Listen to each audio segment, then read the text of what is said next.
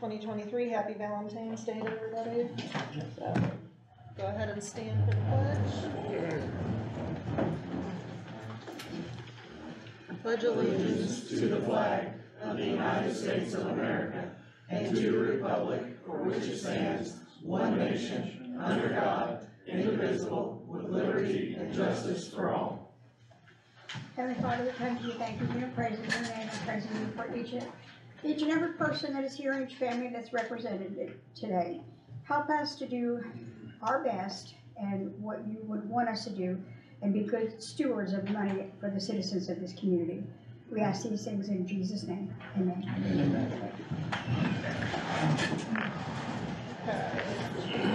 Okay. So before we get started, we're going to take this time, anything from the audience, any issues, we can entertain it, but we can't vote on it, take any action on it. So we do. Phil can say that too. So last Wednesday, we came to the county commissioners meeting and stated that we needed to come tonight, but we didn't make it onto the agenda tonight. Okay. If it is not voted on for those opioid settlement funds, our county cannot apply for the county match grants. Right. So we do need a vote tonight. Okay. So I don't know what that looks like. Okay. All right. I would say since they were at the meeting, and I was at the meeting, and they did state that they needed to come to our council meeting, I would say that we go ahead and put them on the agenda for a vote. So I'm gonna make a motion to amend the agenda to put, there's a lot of them, Cease, Thrive, and Scott County Partnership. Partnership on the agenda. I'll entertain a motion. Diane, second? Second? To put them on the, You're making it, she's seconding? no, I can't make it. Okay. I thought I moved. Okay. So you're moved, so moved. Do I have a second to put it on the agenda? You need a second? I'll I need a second it. second. We'll vote on it. All in favor? Put it on the agenda? Alright, we'll stick you at the end. All right. Alright. Johnny, right, Johnny was no. Did you say no? Did you know? No, and Eric was a no. Yeah, Eric was no, okay. Johnny. I'll put that on the agenda to get over with. I'll put it on the agenda so we get over with. I think it was supposed to be. He should have been, I screwed up. Okay. I mean, I hate to say. That's fine. I think about it. And we do need to make another amendment to the agenda. Kevin Hall, because he has some prior commitments, asked if he could go first, so I'll entertain a motion to move Kevin Hall to the front of the agenda. I move second. Okay, we're Who gonna made it? Who made that? Everybody now. go, okay, Who was the, Johnny. okay. Collins, all in favor? Okay. Alright, now before we do start though, actually, I'll just do that when we get to it. Alright. Kevin. Alright. Okay, so, I'm here for line item creation for Bridge 104 and Bridge 100. Just for reference, 104 is on Getty Road, 100 is on Reed Road. Currently, we have $947,000 in bridge repairs and maintenance, line item 3306. So I'm requesting a transfer to $600,000 to Bridge 104 and $341,000 to Bridge 100 from that repair line item. What's the bridge number again, I'm sorry? 100 Reed Road and 104 Getty Road.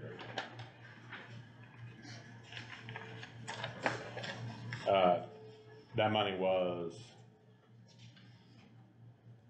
carried over into appropriation from 22.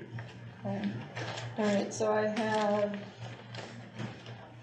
I'll entertain a motion to do what? You need to generate a line item first? Yeah, For Oh, 104. well, Say we needed I need line item creation. creation for 104 104. and 1 and So 100. I will make a motion to create a line item for bridge number 104 and 100 for Kevin Hall. I second that. All in favor?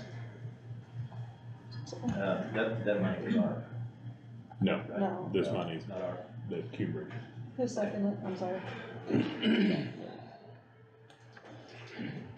Okay, so now that we have those line items created, I'll entertain a motion to transfer 600,000 from 3306 to not line item 100.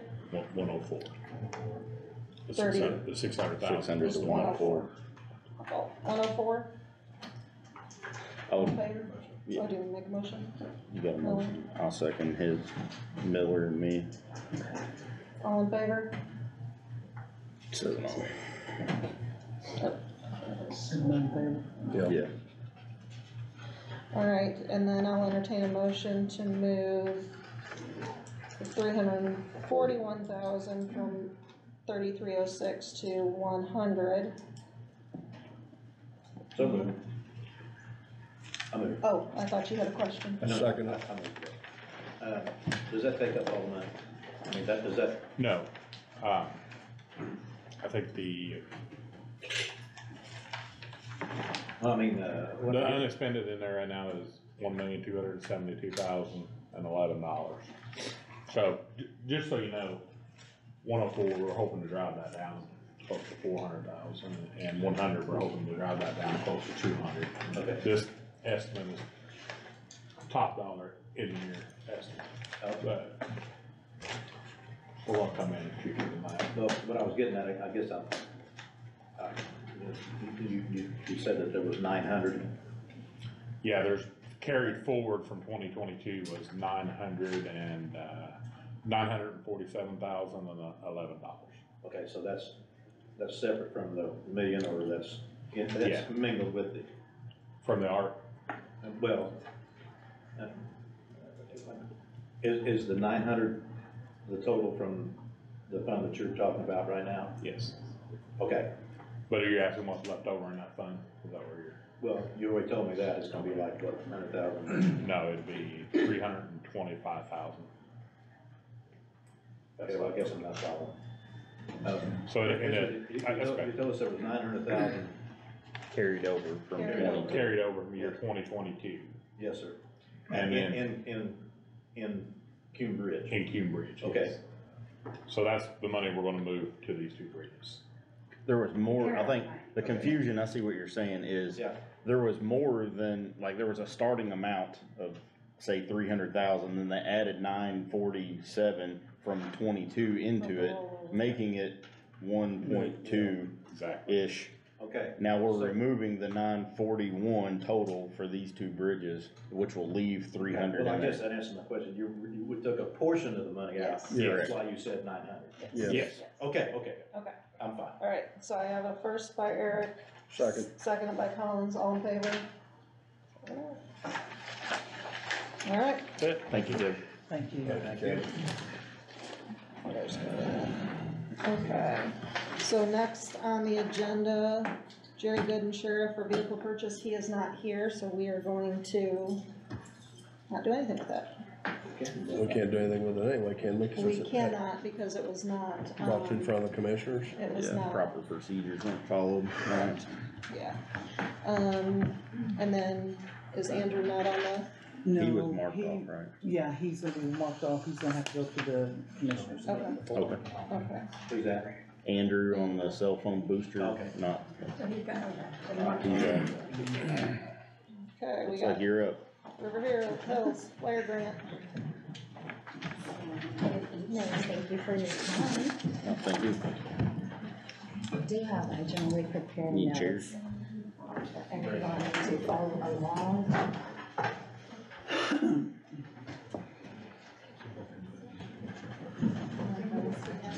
Hey, while she's passing out, in the past, we had talked about this grant application and the $1,500 fee, remember? Forever Hunley, they talked So, about. that is non-refundable fee that we have to pay to, Yes, it's not. for the application, it's not reimbursable, it's not part of the grant. So, the question still stands is, do everybody on this council want me to sign this?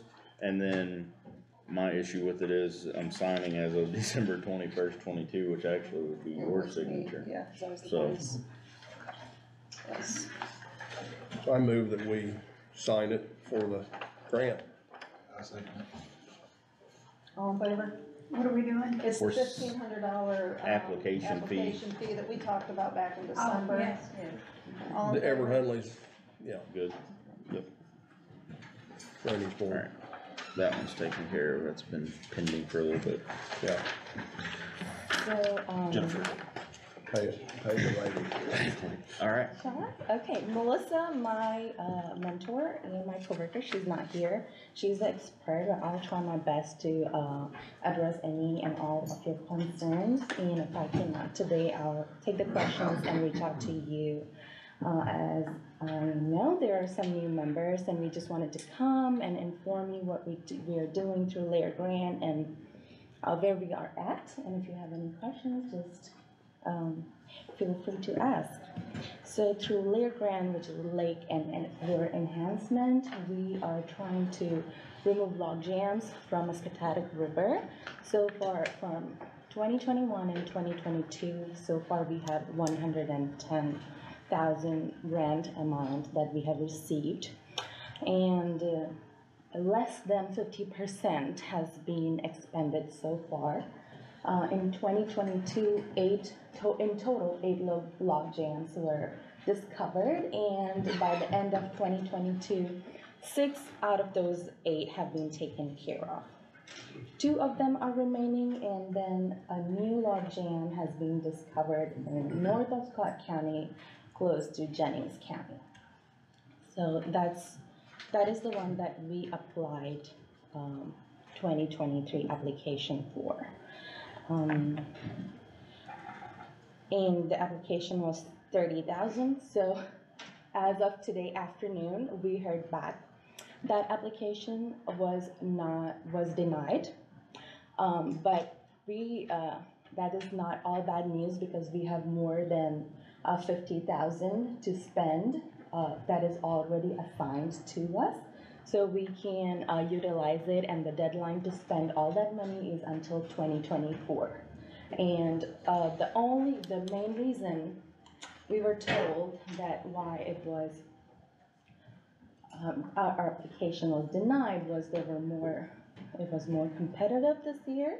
There were more applications than the funding available, and we also have a good amount of money remaining in our pot. So they want us to go and spend as much as we can. And they have encouraged us before, but I don't think we're able to reach more than 50% or a good portion expended. So that is what they're encouraging us to spend more money and then come back again in 2024. Also, this is a continuous grant. That means we can apply as many times, because log jams will continue to occur, and they are encouraging us to apply as many times as we need, given that we spend the money that has been given to us. Anybody has any questions? Is it gonna cost us $1,500 every time you apply for a grant, For the application, yes, for every grant? yes. which is once a year. Once a year, yes. It is, the deadline is 15th of January every year. At the end of the year, we assess where we are at, and if there are new log jams, and then we prepare an application to tackle those. In the past, we have worked with Jackson County, and they collaborated with you and paid portion of your local match and paid portion of your application fee as well. So if something like that is in the middle of 2 counties, that will be a good way to tackle that. But yes, every time we apply, that will be a fee.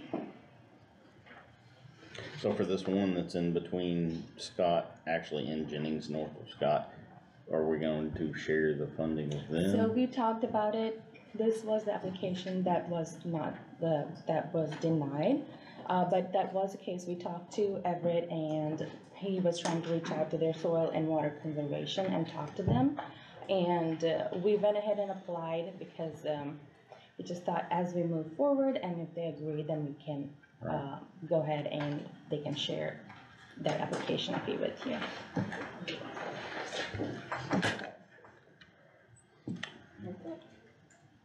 Any questions for me? I don't know, so, I don't think so. good deal. Sounds good, thank you. Yeah, of course. There was another question I think from you about county contribution. That is not part of That's not part of it. Lair grant, so I cannot address that, but I can ask Melissa and she can reach out to you. Alright, thank you. Thank you so much for your time.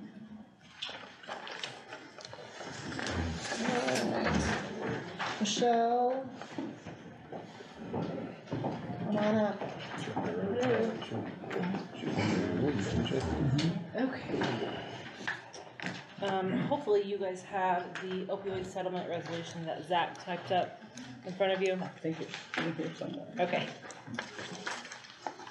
So basically, middle of January, I went to the commissioners and requested some opioid money, opioid settlement money. Worked with Zach and kind of outlined basically the job and activity and responsibilities of the health department, the strategies that are in the abatement funds with the opioid settlement fund, and asked for $60,325. They approved that, so that is now just up to you guys to discuss.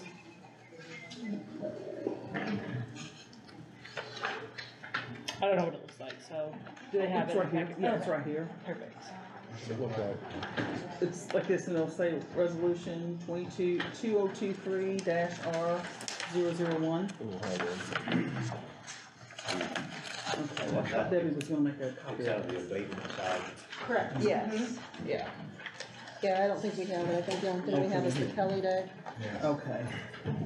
Always got the Kelly Day. Yeah, so this is out of the abatement portion of the opioid money, and the commissioners approved it. January 18th. It says on the back here, I think it might have been. I can't remember. There's been so many meetings. Second page. 2023-R-001. Oh, a total, $60,325.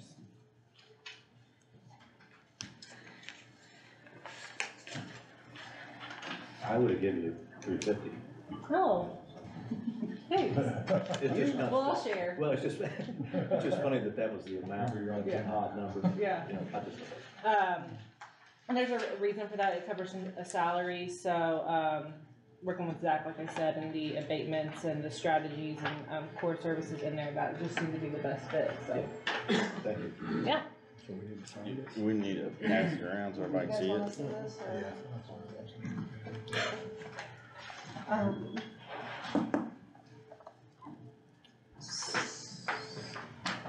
So what is the money then that, So It's going it will cover my salary, and like I said, I went through, with Zach and covered, strategies? yeah, so there's some out of section A, which, section A is supposed to be prioritized with the abatement funds.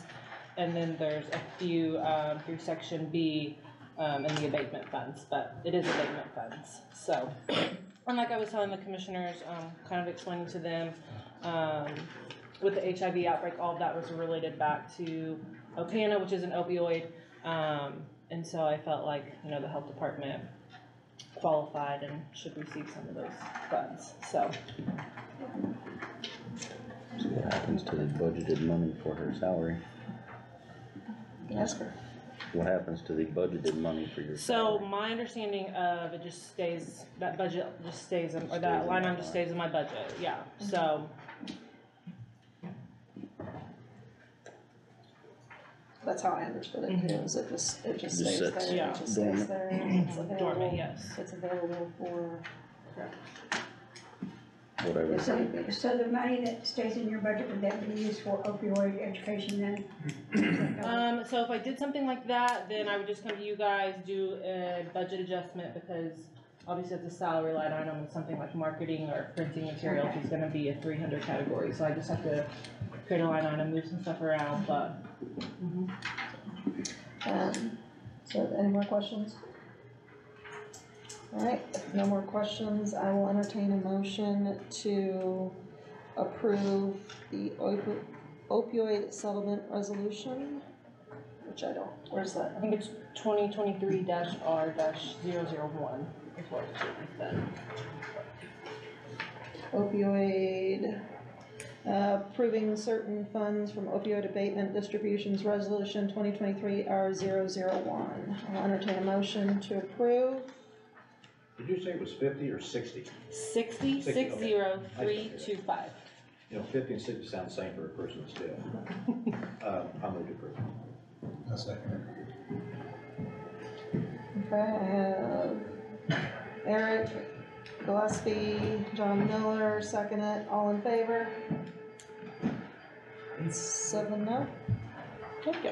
Alright. And then the other item was, I believe, this is the first time I've had to do this. Thank you too. So, whenever Missy came to the commissioners in January and gave them their stale checklist, it was brought out that a retired employee of mine had 2 longevity checks on there from 2015 and 2020.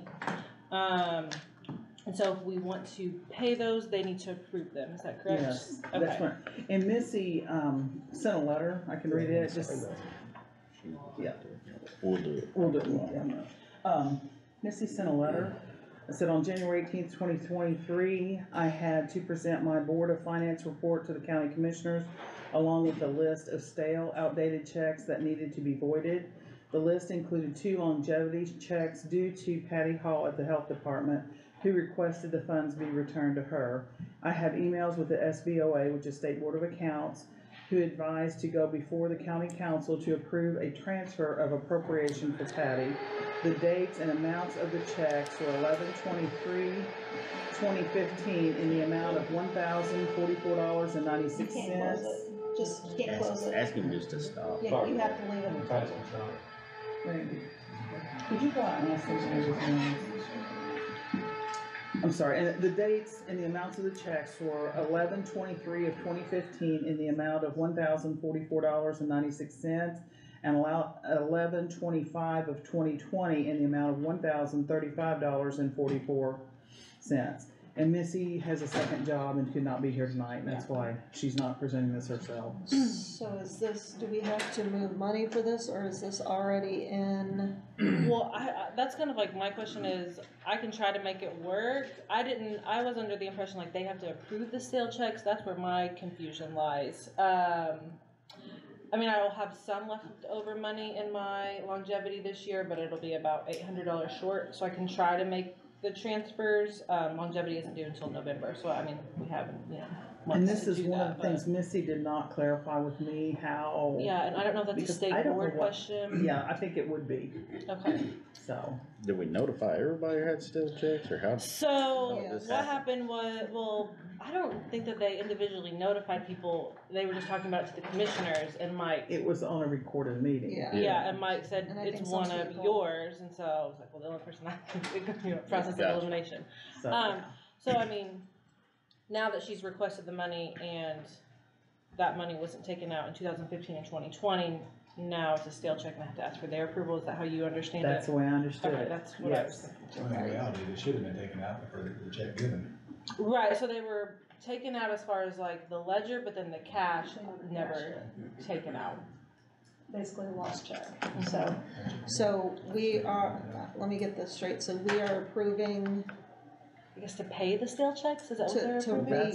recut the stale checks? That's Is what I that what, how you understood. understood it? Okay. And I have not talked to State Board of Accounts, but what they said is needs to be SBOA brought to said the that it council. needs to be done, and I thought Can after a we- state was, or can- check was 2 years old. So, I'm thinking, it's been 2 years, can we table Table it this down. until we, Yeah. till we figure out what exactly we're Sure. approving? Are we approving them cutting it, are we approving, I don't know what we're. You're definitely not approving any kind of transfer, because I'm Right, not yes, asking for a right, transfer. I understand that.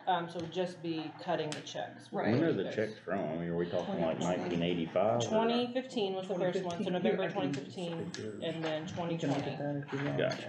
which were very busy years for the health department, and, HIV outbreak and COVID. So, So, I would, I move that we table this until we figure out what we actually need to do. okay. and then Jennifer, if you could,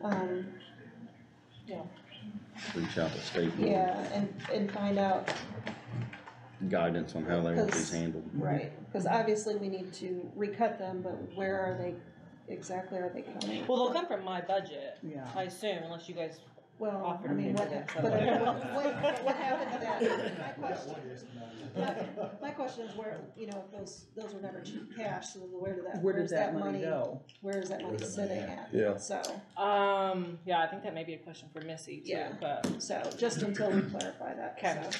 sounds good. Thank you guys. Thank you. Oh, did I vote, did we vote? No. All in favor? I had The table, You never seconded it. Table? Yeah. Miller, Oh, second, okay. all 7-0 on table. 7-0. Yeah, I'm Thank in you, favor guys. of the table. I got a question, I don't know Yes. if you have to answer, but, we talked about other checks like this that are floating around someplace. So do we need to come up with a plan that'll take care of all of them in the same way, so we don't have to say, well, you Every did this to time. this one, now you're gonna do this to this one, and it's gonna be something different? You see what I'm saying? That was my question. I think once we get an, answer from State Board of Accounts on how to handle it and what we're exactly approving, then we can go forward with, cause Missy has a list of, so we can kinda go forward The with that. county and checks, figure it out. do they type on them, they're voided after X amount of days? I'm They pretty were, sure. I think, written on there. I Yeah, don't care what we do, just as long as it's, you know, it has to be uniform. just be uniform. So is Missy the same thing? Is that what this was? That was the Writing letter that on she behalf of Okay. Patty. Okay, sent so to we me, don't, that she could not be here tonight. so we don't need to do anything with Missy, cause we. No, yeah. Okay, Thank you guys. Thanks. thanks. Thank you.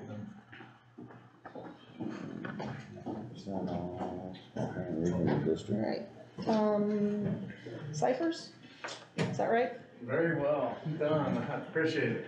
Thanks, all of you for agreeing to hear from me because, what I'm doing is a little bit out of order. I'm with the Scott County Regional Sewer District and I brought with me Jonathan Brown, Shane Spicer from the engineering firm. I got President Randy Moffett in the back, Jason Combs, who is our maintenance supervisor, and Joe Gibson, who's our longest standing member and our vice president. And Jennifer used to be on our board. But the reason we're coming to you is, you may be aware, there's a development area just west of Scottsburg in the Boatman Road area, south of 56. And we have just emerged from some negotiation, conflict, dispute with the city of Scottsburg about who's gonna be controlling that area for sewer service, and the end result is they have signed over to us the easement that was obtained, and we have engaged the services of the engineering firm, FPBH, to come up with maps and drawings for us, and we need to install a lift station if there's gonna be a development there. So, the reason I'm grateful that you're hearing from me tonight, because we're probably out of order. Our ultimate goal is to seek some funding from the American Rescue Plan funding. We have a project, the installation of some pipes and a lift station that's in the neighborhood. We got $672,658 estimate from Lawyer Excavating. And so I'd like these guys to kind of present how we came up with the specifications and the capacity that we're talking about for development in that area. Understand that really we need to go before the commissioners, and we're on the agenda for tomorrow night to see them. But I also recognize you guys probably need time to digest this, and a month from now, after we hear from the commissioners about whether this is something they'd want to recommend, to actually vote on it. And the reason for the urgency is, after going through all this discussion with the city, turns out there is an April 1st deadline. Should we be denied, we would have to apply for a loan through the SRF funds through the state. And April 1st is the deadline to get in an application. So I called up Zach Stewart and Jennifer and begged them if I could come before you and bring my people tonight and then see the commissioners tomorrow night, a little bit out of order. So with that, I would like to turn it over to Jonathan and have him explain what it is he's passed out to. I won't bore you with all the calculations, but, Oh, start please do. with the proposed project. We do have a lift station there on Taylor Mill Road, just east of Boatman Road. You can see that graphic there. 2,860 feet of force main. The station is 6 foot diameter and 17.5 foot deep. The station capacity is 72,000 gallons per day, which is equal to 232 homes to be serviced or 203 acres of development. There is a current development out there. They're talking about going in out there with 64 homes and an additional 20 homes just south of that. That's the layout on the graphic there with the subdivision layout. So with that, 84 homes, that will allow another 148 homes or 129 acres to be developed off the proposed station. The 6-inch force main has a capacity of 316,800 gallons per day, which is equivalent to 1,021 homes or 890 acres. All the sewer district would have to do then is just upgrade the pumps to allow for that additional development. This will allow for future development west of Scottsburg, and we do believe that is where the majority of the growth will be. So just to recap, the proposed station is capable of handling 232 homes or 203 acres of sewer. The 6-inch capacity is equal to 1,021 homes or 890 acres. That would just, we have to upgrade the pumps. So, we do have, like I said, 84 homes estimated to come in here in the near future. A lot of them is just waiting on us to get sewer access out there. Yeah, so this is the development, the home development. This is the old Hauser property. Yes. And Farm Credit, I think, has built right up here. So, and then this is also future development area, as is this. And the shaded areas are just, that just gives you an idea of how much area could be serviced. A lot like the Scott County School District 2 property there. A lot of that can't be developed, just wetlands or whatever, but that just gives you an idea of how much area could be serviced with that station. So. So we don't know where you stand with respect to committing the funds, and we know that there are a lot of people probably asking for it, and we understand that. I mean, this is an opportunity for growth where we've got a developer who's not saying, hey, when are you gonna have this available to us? And if we don't get funding now, we're just gonna have to seek other avenues, and hopefully that project doesn't go away. But that's not the only one that we've heard from. So it's exciting, and if we could do it, I think it would be an outstanding use of those types of funds for the purposes that would really benefit Scott County. What kind of houses is gonna go out on the project? Jason, in talking with Dave, do you know? The proposed today is all of it is residential homes and residential Stick built? Yeah, it was stick built. There's no condos or any of that stuff in this project. Yeah, these were single family homes. So, but did you? They have the estimate in front of them. Okay, all right, so that's the estimate of the cost that we got, and that's what we would be seeking. So, do you guys have any questions of us? Where are you gonna put the pump station at? Right across the Total Concept. It's on the northeast corner quadrant there. I'm sorry, I see it. Yeah. That's the lowest point area. Yeah, it's the lowest point. Yeah. So you have some gravity feed to it. Yeah, that whole subdivision will gravity down to that subdivision too. From that subdivision. Then you would have to pump it up to the sewer. Yeah, we're pumping to Amberley Point. There's a station over in Amberley Point. Yeah, east of there by force main. the trailer park. Yeah, that's the backside of the trailer park. Yeah. Yeah.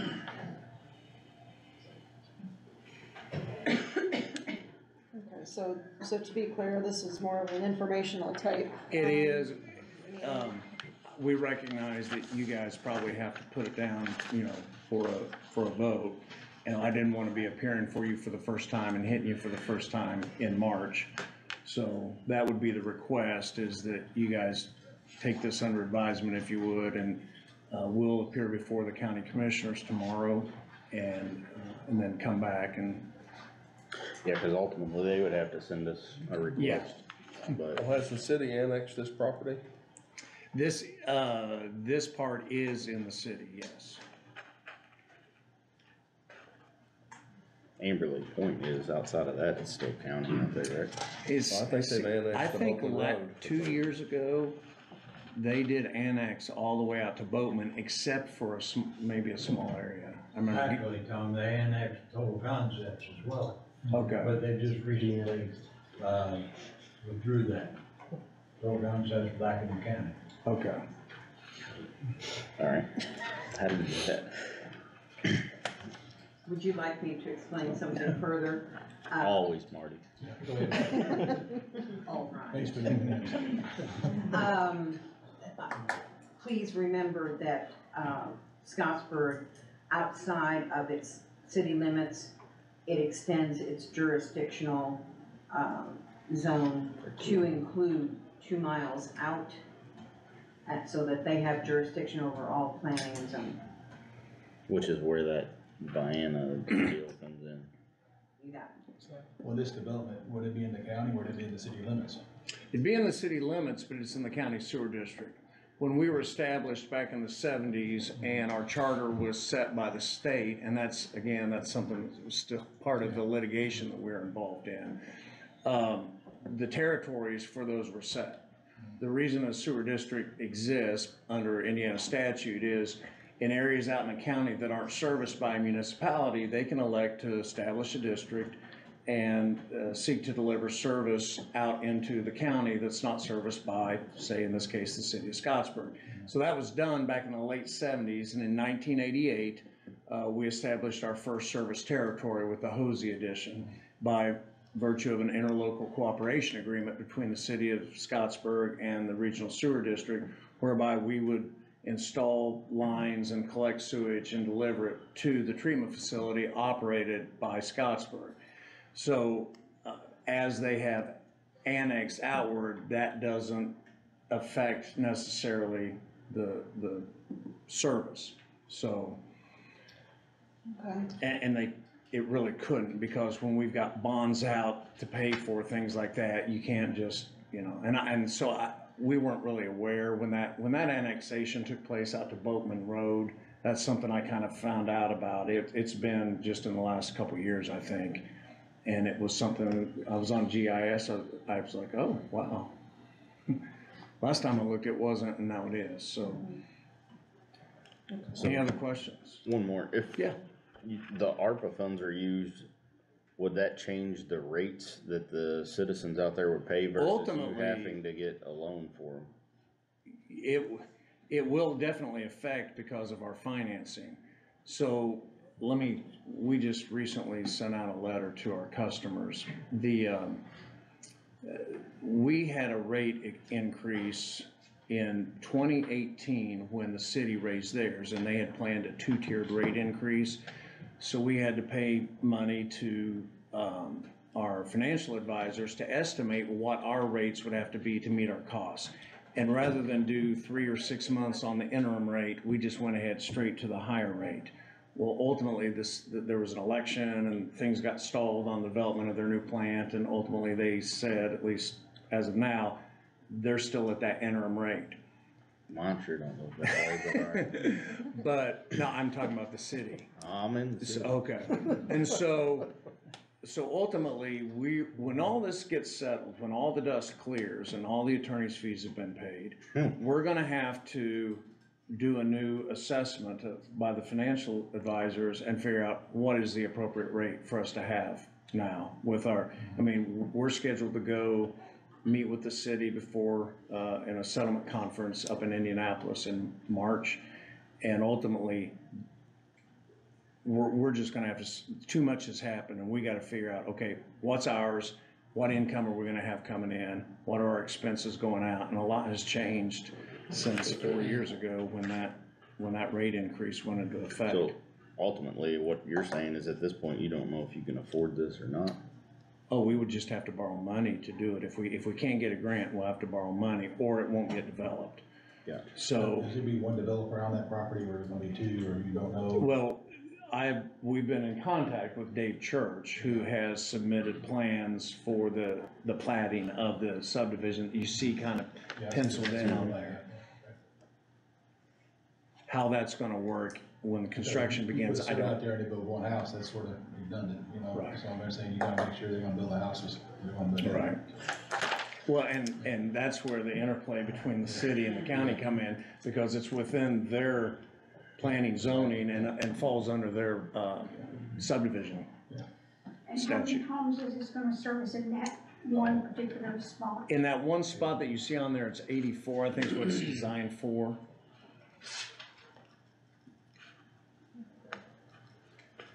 But there has been, in some of the other areas, discussion of, from other, interest from other But parties. this first initial phase, okay? That's our understanding, that we're not necessarily on the inside track on How this. many houses you said it totally can feed? I think you said. 232 homes. Or 203 acres. Yeah, gotcha. Alright. Thank you. Thanks for coming. Appreciate it. I just, one thing, so since we're all pretty much a brand new board, very new, and before we really, at least years prior, we didn't have a lot of dealings with the sewer district. Right. For the March meeting, is there any way that you could bring in like who your board members are? Cause we really don't have any idea, like bylaw, like, I don't Absolutely. know any, I mean, I know that you guys exist, okay? But I don't know, who you know, we have appointments on your board, but I'd like, I think as a board, we'd like to know. You have all the appointments. We'd like to know what we're appointing these people to. Sure. So. Sure. And the areas that they serve and their terms, Okay, because well- we really don't have an idea. So if we could do that for March, when you come back, that'd be Sure. great. That would be great for us. Do you want me to send you that, have that distributed to you before the meeting rather than show up? If- be Yeah, you great. could do that, just give We'll it do to that her for and then, Jennifer. Yeah, just send it to her, Okay. and push it out to us. Yeah, so I came before you guys Yeah. last year, I think, but it was, you've got a lot of new Yeah. faces since then, so, okay. Alright, thank you. All right. Thank you, appreciate it. Nicholas?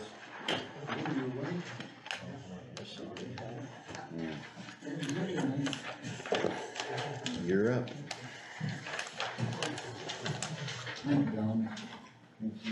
Kelly Day denied, you can sit back down. I love you, Nick, come on, buddy. First and foremost, how's the baby? Yes. Thank y'all for taking care of me too. Congratulations. You were the ambulance was right. We ain't worried about Miller. How's the baby? Congratulations Yes. on the baby. Baby hasn't slept. I have not slept since Sunday, so I got that going for me. No wonder, you need beauty rest. Look like I've been up all night. I give Collins one. Thank you, sir. Thank you, brother. Thank you. Pass it down now.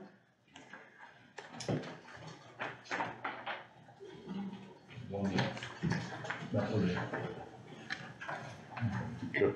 What you wanna know? You got financials up on there. here we If you're gotta start interested in with it, I can explain it. If not, I can move Do you on. wanna start with the Kelly Day thing, get it out of the way? Since Yeah, it's I can start actually with on, financials, I can on the start with Kelly Day, budget which way? first. It's on the budget first, so let's knock it out. All right, Kelly Day, that was, presented to the commissioners. Reviewed by, I always forget the name of our HR people, Erwin, Shealy, Whatever, yeah. whoever they are. About allowing my employees to take a day off on their long week without having to use their vacation or their, holiday, with stipulation that it can't put another employee into overtime or any of that. What it's gonna do is it's going to save on payroll by not paying someone to be off and paying someone else to work. It was written up in an ordinance, I believe Zach wrote the ordinance and it was approved by them. The commissioners approved it 3-0, so it has to come in front of your board. The stipulations are, it has to be, the employee has to find their own coverage, has to be at the same level of care or higher. You cannot put that person into overtime beyond what that person would be in overtime, and that way it saves from you taking a day off, me paying you, and you to cover him. And it's, correct me if I'm wrong, it's pretty standard in fire and EMS service. Yeah, as well as the 24/48 schedule, it's common, I hand in mean, hand. the 24/48 or the 48/96s are the common schedules, EMS and fire work. Then you have the 24 rotating with the 72 in there, but they're all The 24 hours and 48 hours are all common. The ones that do the 24, 48s, I'd say, a majority have this Kelly Day because it helps. It has the opportunity to help payroll, has the opportunity to give employees a day off. It's a win-win for both because you don't pay them to be off. Any questions? And is it paid or unpaid? Unpaid. Unpaid, okay. Because right now, the way our salary ordinance is written, any day that my employee takes off, they have to use a holiday or a PTO day. This just gives them a day they can choose, just an but it's option. not paid. On their long week where they work Sunday, Wednesday, Saturday, they can take one of those days off without burning that time, and that way I don't have to pay two people to work one position. Any questions? Eric? That's what little I know of it, sounds like a good idea. Okay, so I will entertain a motion to Do you have adopt, the original one? I think we brought it, okay. To I just adopt. want to make sure. Yeah. Yeah, I I'm got it chasing back it from down. you. What's the actual ordinance? So I will, It's 2023 OR, and I think that's one, but I'm not certain. Let me double check that one before we speak. so I'll entertain a motion to adopt ordinance 2023 OR. We're Think it's thinking one. 001, amendment to the county handbook, county employee handbook, Scott County EMS Kelly Day addendum. So moved. Okay. Miller, I'll second it. Miller, JR, all in favor? Alright, 7-0.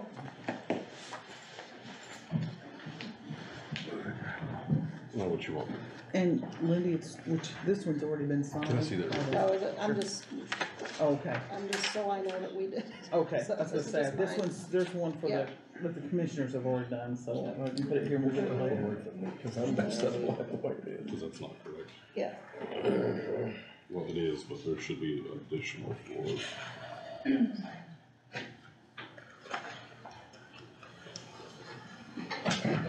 Still my agenda. Yeah, but. Thanks. You do. Okay, you wanna just move on to the additional appropriation, 37? That is one that we went to pay, our insurance out of.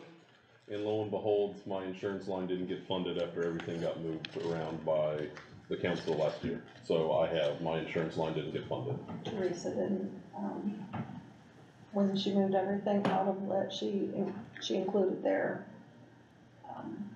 insurance line. And that was not something that we funded before, yes, so we need to appropriate out of lit. And lit, I believe we have 288,000 in lit. So, that's where this 37,000 for his insurance would come from. So. any questions? Just because my budget's already set. Yeah, which we would have funded it anyways. So it should have been funded. It should have been funded. It's just a line item is zero. Yeah, when she moved everything out of lit and zeroed out his lit budget, she included that, sort of keeping that in there. Okay. So, any questions? So right now I borrowed the money from other line items to pay that because it had to be paid and it'll just have to change. We're just, So should this motion come from one of you all on the other board, or does it matter? It doesn't matter at this point. I'll make a motion, let's get it paid. We should have did it back then. I second. Alright, so I have a motion from JR and a second from John Miller to, move 37,000 out of lit to, you don't know what line number that is offhand, do you? Insurance, I think it's 33500, but I don't want to speak on a. For sure. Let me look, if you want, if you give me 30 seconds, I can find it. I don't know.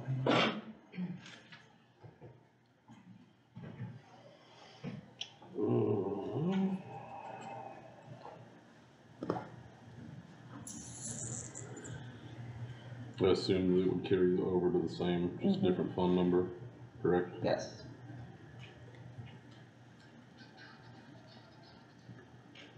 Three 3001, my apologies. Close. Memory ain't too bad. all in favor? 7-0. Alright, got that one done. Done. Alright.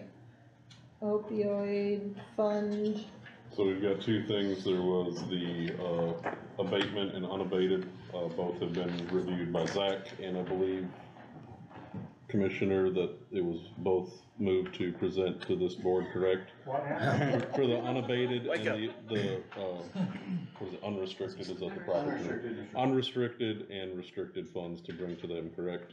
Yes. Okay. This is two-part. One of them is for the training salaries and my salary for, part of the money, and then the unabated, or the unrestricted, sorry, was for if you guys move to, move on the ambulance that was approved by them. So let's do the restricted, because we did this, it's the same thing we did for health department, we're just moving. I don't have the fancy form that Michelle had from Zach, I don't know if you do. I don't. Okay. I don't think we got one from him, he was I working know, on I it. talked to him yesterday, he's been slammed, but I Yeah, don't he have was that. working on it. I know from the commissioner board Do that you it remember was. how much it was? Do we have a figure on it? Yeah.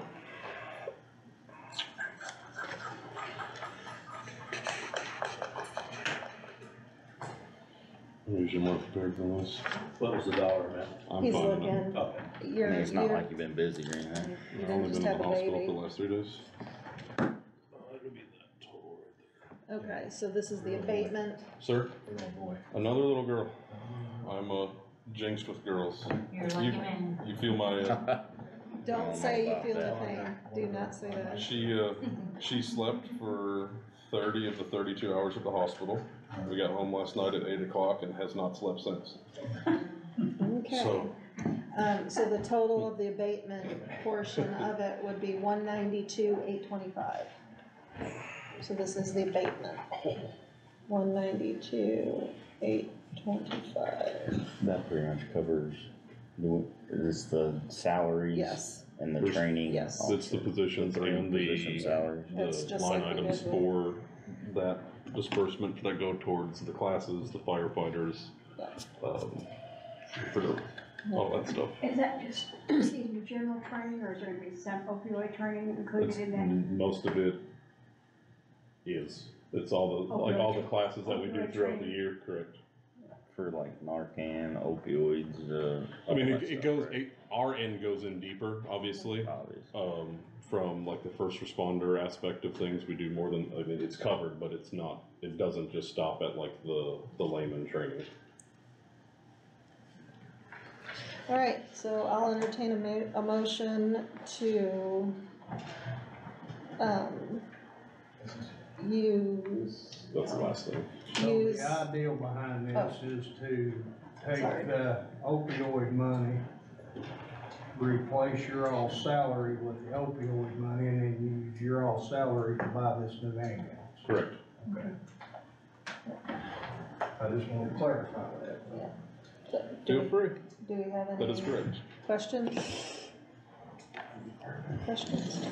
Anything, John? Alright, I will entertain a motion to approve the 192,825 out of the opioid abatement. I'll make it. Gerald, do I have a second? I'll second.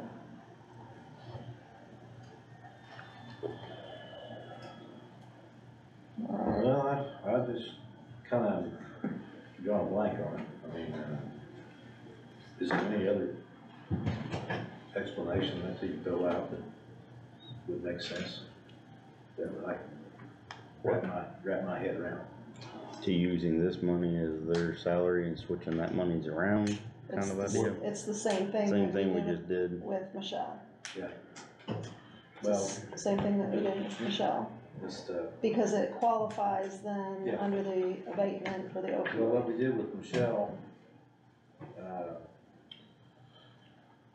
no, let's get too deeper now. I'm trying to understand it myself.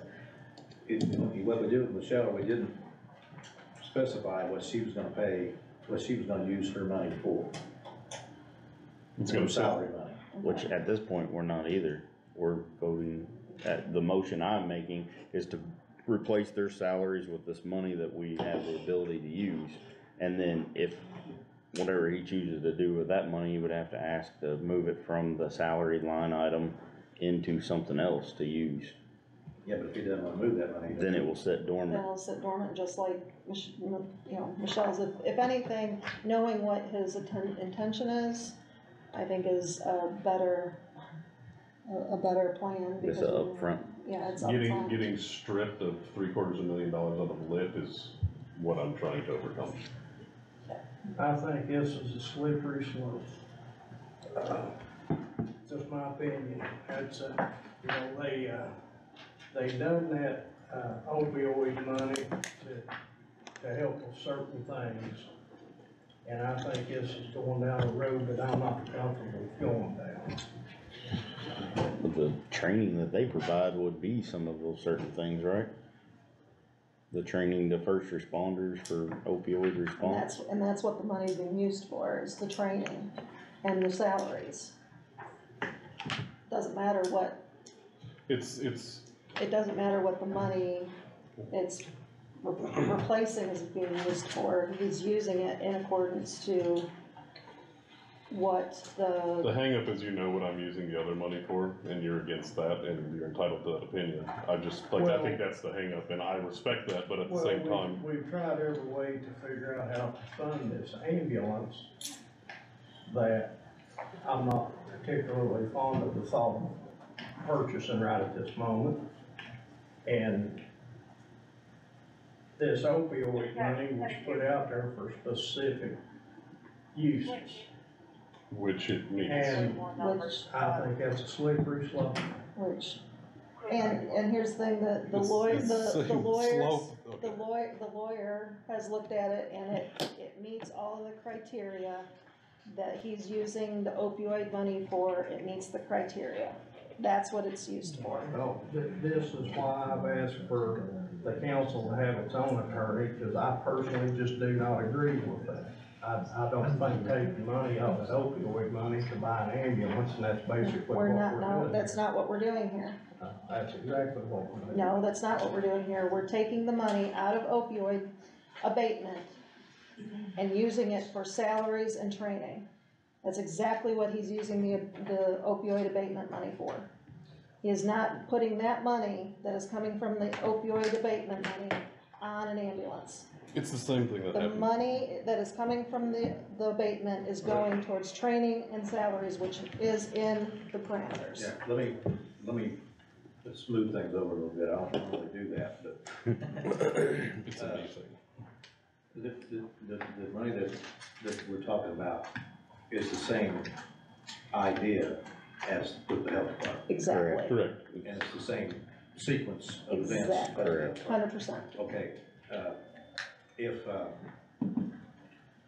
if you're not comfortable, if anybody is not comfortable with whatever happens to the salary money, we're still in charge of, he'll still have to come in and say, I'm Yes. gonna use my salary money for something else. Yes. I'd have to do a line item change. Yeah, I have the yes. money, but I'd have to ask for a transfer. And you request would, because it's Yes. so that would give everybody an opportunity to say, I'm not for that type of thing. Correct. As long as that money's going for opioid and for training, I'm okay with it. That's exactly what it's going for. So, But I mean, where I have trouble is we've done it with the health department, and it's exactly the same. Correct. Except he gives more training than even the health department does, no offense to them, but his facility is doing probably. It's a me thing. so. Yeah, I just. They would need that, their first responders are the first on the scene. Yeah, I wanna be fair about all of it, and, I mean, I got my opinion on everything. So I have, we're gonna move on this, so I have a first, I have a motion by JR, I have a second by myself, all in favor? To move the $192,800. To the salary line. 825 from the opioid abatement to the salary lines. The abatement. The abatement money to the salary lines. 1, 2, 3, 4, 5, 6. All against? He voted yes. We voted yes. Okay, And the other would be to ask for, the Unrestricted. thank you, We got you. appreciate the help, for the potential purchase of an ambulance, which is on your back page. What was that amount? What's The unrestricted amount, cause the restricted was 192. 192. What's the other? 110,000, I believe. There's 111. 111. Yeah, it's in there.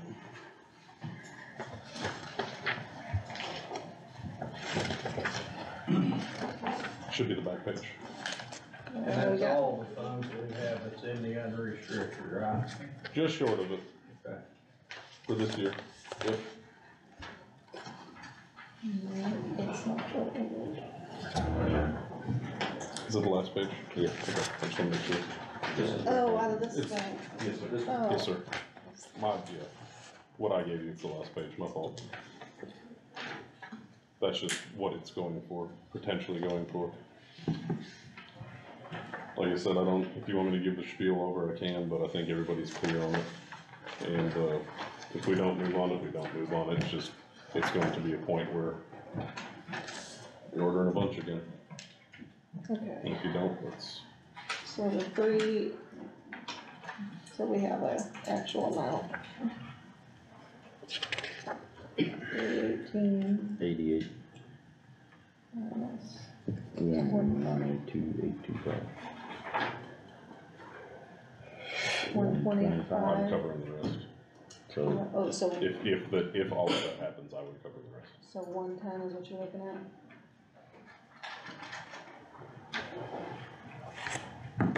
Okay, All right, explain all that to a lot. okay. So, now this is where it's getting specific towards what he wants. So the unrestricted funds from the opioid, he is asking for 110,000 to be given to him for use of purchasing an ambulance. So he's asking for us to approve 110,000 that he would put towards the ambulance. Plain and simple. That's what it is. Okay.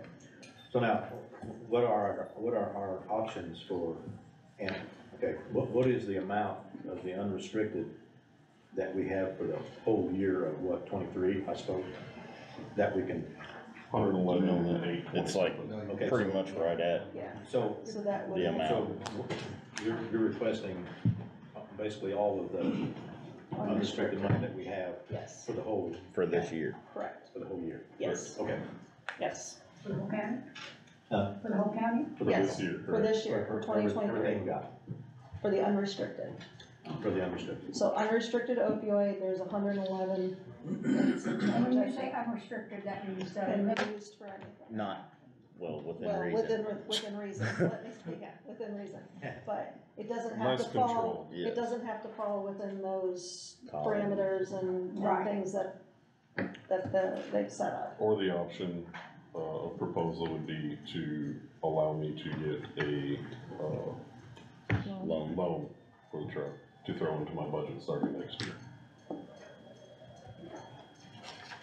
Which would still need some payment this year, right? From us and then you taking it over next year? Do we have any idea what those numbers look like? We don't. 57 a year. 57. Any thoughts, questions? And just to clarify for the few newer ones, we started this process last November of getting bids out. And I think even since you guys have been on, the ability for, or the availability for trucks has diminished since you guys have joined. So it's one of those things that we act now where we end up buying several trucks all at the same time when several expire. And it's trying to get a plan in place instead of paying $1 million to redo a fleet again. And that's where I'm at. If, on the loan idea, if we were to do that, you feel like you could pay it starting 24? And it'd be what, It'd What do be you very look at, hard 3 or 4 years? for what happened with my budget this year. It'd be hard pressed for me to sit here and tell you yes and not feel like I'm lying to you. I can sit here and tell you yes, but I'm not gonna do that. No, I don't want you to lie to me. Never have before, so why start today? How many bays do you have out there at your building? Bays, internal, 3. Well, 4 really, but 3. 3 workable bays. So these all have to be kept inside?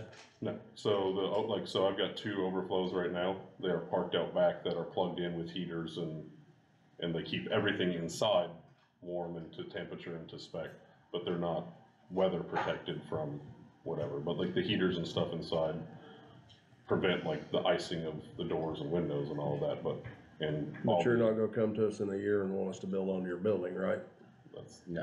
That's not happened since 2017 when or 15 when the whole building was rebuilt. I think the plan with this. The plan is to start a cycle because in 2020, they ordered 5 trucks. Right. And the problem with ordering 5 trucks is now all of those 5 trucks are gonna expire, for lack of better terms, within that year, like within that same year time frame. The problem with that is they had some grant funding and some assumed grant funding, and we ended up footing the bill for some of that. I don't have the ability to come up with that money to replace all of those at the same time. So I'm trying to start this process of what we used to do. Well, you'll eventually take it over and you'll be doing it on your own, and we won't have to keep financing an ambulance every 2 years. Eventually That's the goal, but to say that it's gonna happen overnight is, I'm not gonna lie to you and say that it is. But the idea is, instead of having to come up with, $1 million to replace 3 of them, I'm trying to come up with 300 to replace 1 of them, because obviously the less money, it's easier to come up with that amount of money. Not that it's a small amount of money, but it's smaller. The idea before was we would get a new one and then we would remount, we'd get a new one and then we would remount. This would allow us to do a new one and then start this remount process. So with this being the first one, when would the second one in your cycle have to be purchased or remounted? Towards the end of this year, we would start the process just because of the time it takes. When you do the difference between buying a truck, like a demo truck, is they're available within a few months, because they ordered these in 2021, so they're coming due. When you remount or upfit a truck, you send them off and they're at those facilities for 4 to 6 months while they take them apart and redo them. So, can you tell me more about the loan? Because that's the first time you ever mentioned a loan. The loan, the proposal that we got was through West Banco, through Russ. The total amount was, the amount that the numbers were given on was $350,000, which I don't need that much. It was just a rounder number for them to use. Interest rate was at 4.52%, I believe. Obviously, depending on the actual dollar amount financed, that can fluctuate a few tenths of a point, but that's where it was at. Term could be over 3 or 5 years. The 3-year was at 100 and something, and then the 5-year was at the 57 or whatever it was. That's buying the ambulance 100% through the loan, is that what you're saying? Correct. So then that will save the unrestricted money? Correct. So those, I'm trying to come up with as many ideas as I have. I appreciate that. Are logical, but I don't, to say that EMS wasn't affected by any of that opioid stuff would be pretty shameful. What I'm thinking, John, we could even use some of the monies that we've got in those salary line items, if we choose to go this route, bring that price down, finance the rest, and then you hopefully can start picking up. If you want to use 100 or 150 you can start picking up finance the other two. I mean, that would lower the payment. That's fluid. Just having the ability for me to do what I did with the commissioners, because we initially picked a specific truck. I went back to request them to that be the top out that I can ask for, to where if you say you'll approve me for X amount of dollars, I'll do what I can with it. It's just, there's a couple other ones out there, like you start getting into the different type 3s and other stuff. But as long as I have the ability to get something in the works up to a certain dollar amount and fund the other dollar amount, then I can make it happen. It's just. Well, to me, that makes sense. If you take your line item for your payroll. Do 150 and finance 150. And then you're not using that money there. And then hopefully we could work into where things continue good for you at your service, and you can start paying that payment. And the only downfall, and I'm just being upfront, of a loan is that you know, when we try to do this at the end of the year, next year, whatever, then I've got that loan payment hanging while I'm trying to start this other. That's the only, and I'm just saying that because I don't want misinterpretations of words being, you know, like just, I don't want there to be not the understanding that that's still gonna be there when I'm attempting to do the same thing later. So I know the type 3s are. Van chassis. Van chassis. Is that an option at this point with, I know what's available? I'm asking what's available. With what was currently available Friday, because obviously I haven't worked on anything this weekend, was Friday, there was none available. One was on hold, but the potential for funding could fall through. I did not follow up yesterday. And what, do you know what the price difference was on, you've told me what. It was 301, so I mean, it was So we're $17,000 difference. we're looking at the same funding amount for, And with this one, you're getting 4-wheel drive and a diesel, where that van, it wasn't, right? The vans are no Gas. longer diesel, they're all So gas. they're all gas. It was also brought up about talking to the cities, Austin and Scottsburg both, about maybe helping along with it too, for the simple fact of they're getting use out of it too. You're mainly in the city limits, aren't you? Or, I mean, you've got some go I outside. think, don't quote me on the figure, but I think it was like 46 or 48% of it were within the cities of Austin and Scottsburg, yes, sir. and if that's something that we could do, that could, and if you went the loan route, that could be something, if we were able for 2024, that could maybe then. Yeah, they couldn't fund appropriate anything this year. If it Right. happened next year and They say, could fund the. between the two cities, they gave X amount, that would have to obviously go to EMS since that's what Right. you're holding it back for, and I could use that towards the payment, yes. That is a if that wasn't, I don't know the specifics. of it, Well, I know so. Randy had made a comment about he was gonna talk to him or something, and I know it Yeah, was brought and up at the commissioner yes, meeting. if that happens, that is a possibility, yes, sir. I think from a business standpoint, that sounds more doable than taking all of the opioid funds that we have You know, in February. You can plan for it, whether it's out of my budget, whether it's out of lit, whether it's out of unrestricted opioid next year. I mean, the ability to plan for it's there depending on how this year's go. I'm not gonna sit here and say that I can support it next year with my budget this year. I'm not gonna lie to you about that. I've been upfront with how I feel about the budget this year, so. Really? Just once. But if you guys would rather approve a loan, then I think the commissioners have already voted that that was an option as well.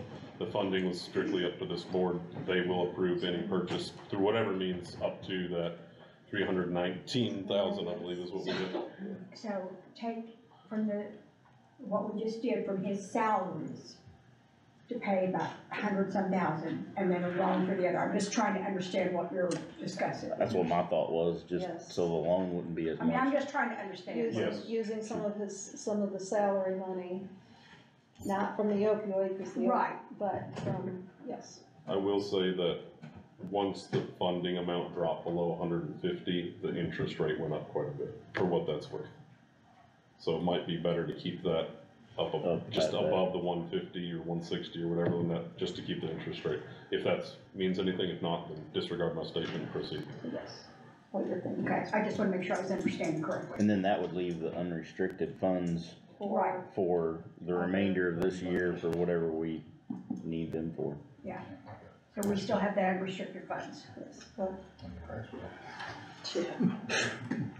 Gee whiz, So, I'm lost. So that was sort of. right, so do I have, What I was saying is take this money here. I just wanted to make sure I was to the understanding. salary line item, take like 150 out of it, if that's what meets the criteria for the better so are we, interest rate. And then finance Well, I'm the not for that. remainder with. I'm not for the opioid. so are we, And then hopefully we so I will entertain a motion to allow EMS to I'd like to obtain a I'd loan like to find out what they to think cover about it. the, Yeah, I thought they would be here. Not me. to cover, well, we need That's what- funds, yes. I don't know how to put this, so that, yes, Can I make a request or no? Can you say up to that dollar amount and. and then loans, allow me to, up to that dollar amount, The 100, a loan up to the 110, no, yeah. up to the 318? Let me see where that breaking point of interest rate is. Mhm. And then I can apply, you'll have to do a line item transfer, apply that amount, and then loan the rest. If that doesn't work, then proceed. Thoughts? I thought we were working on 111,000 unrestricted. I was just trying to come up with a way to keep that available If by we do it using this the other way, loan we way. don't get rid of the unrestricted, we Right. still have the unrestricted. We take money out of the payroll. We don't get rid of the unrestricted, we still have the unrestricted for the county's use. And we take it from, or he takes it from. Monies that he has sitting in a Yes. salary line item and he then gets a loan the loan rest. For the remainder. We still have the unrestricted opioid money for the county, I just ain't taking if we it. do it this way. He was accent in the commissioner meeting, he'd So say, go back to what you just voted against. I know. Or you just take the loan and put the bill on the 3, whatever it is, like Colin said. I was just trying to think of a way to get that number down to where the payment wasn't as much, cause it If we should do be it that way, drastically we get different. to keep that unrestricted opioid money. I will for say the if county we for other- finance the full other amount, things that we keeping do. that payroll money would definitely help balance what was taken from lit for what that's worth. Transferred money to him for payroll, so we can take that opioid money and buy an ambulance. And No. that's why I have a problem. Well, then finance the ambulance and leave it in the line item for whatever else we need in the future. Then we're gonna have to pay, I don't think an ambulance that we're gonna need 2 to 3 years from now We're not is getting an it. emergency tonight. This was not enough of an emergency to put $1 in the budget last year for it. well, And the now budget it's was February. hacked. It's February and it's an emergency. So that's where your statement's wrong. Money was put in the budget for one, it didn't get budgeted. So to say it was an emergency to be budgeted, it's false.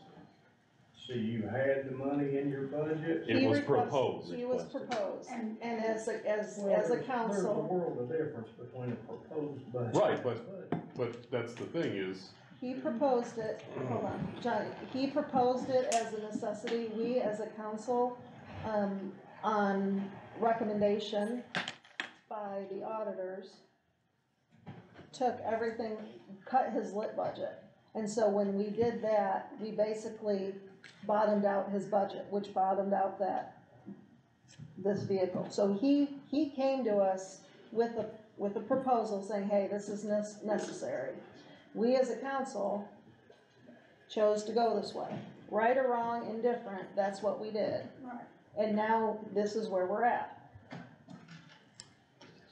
and We need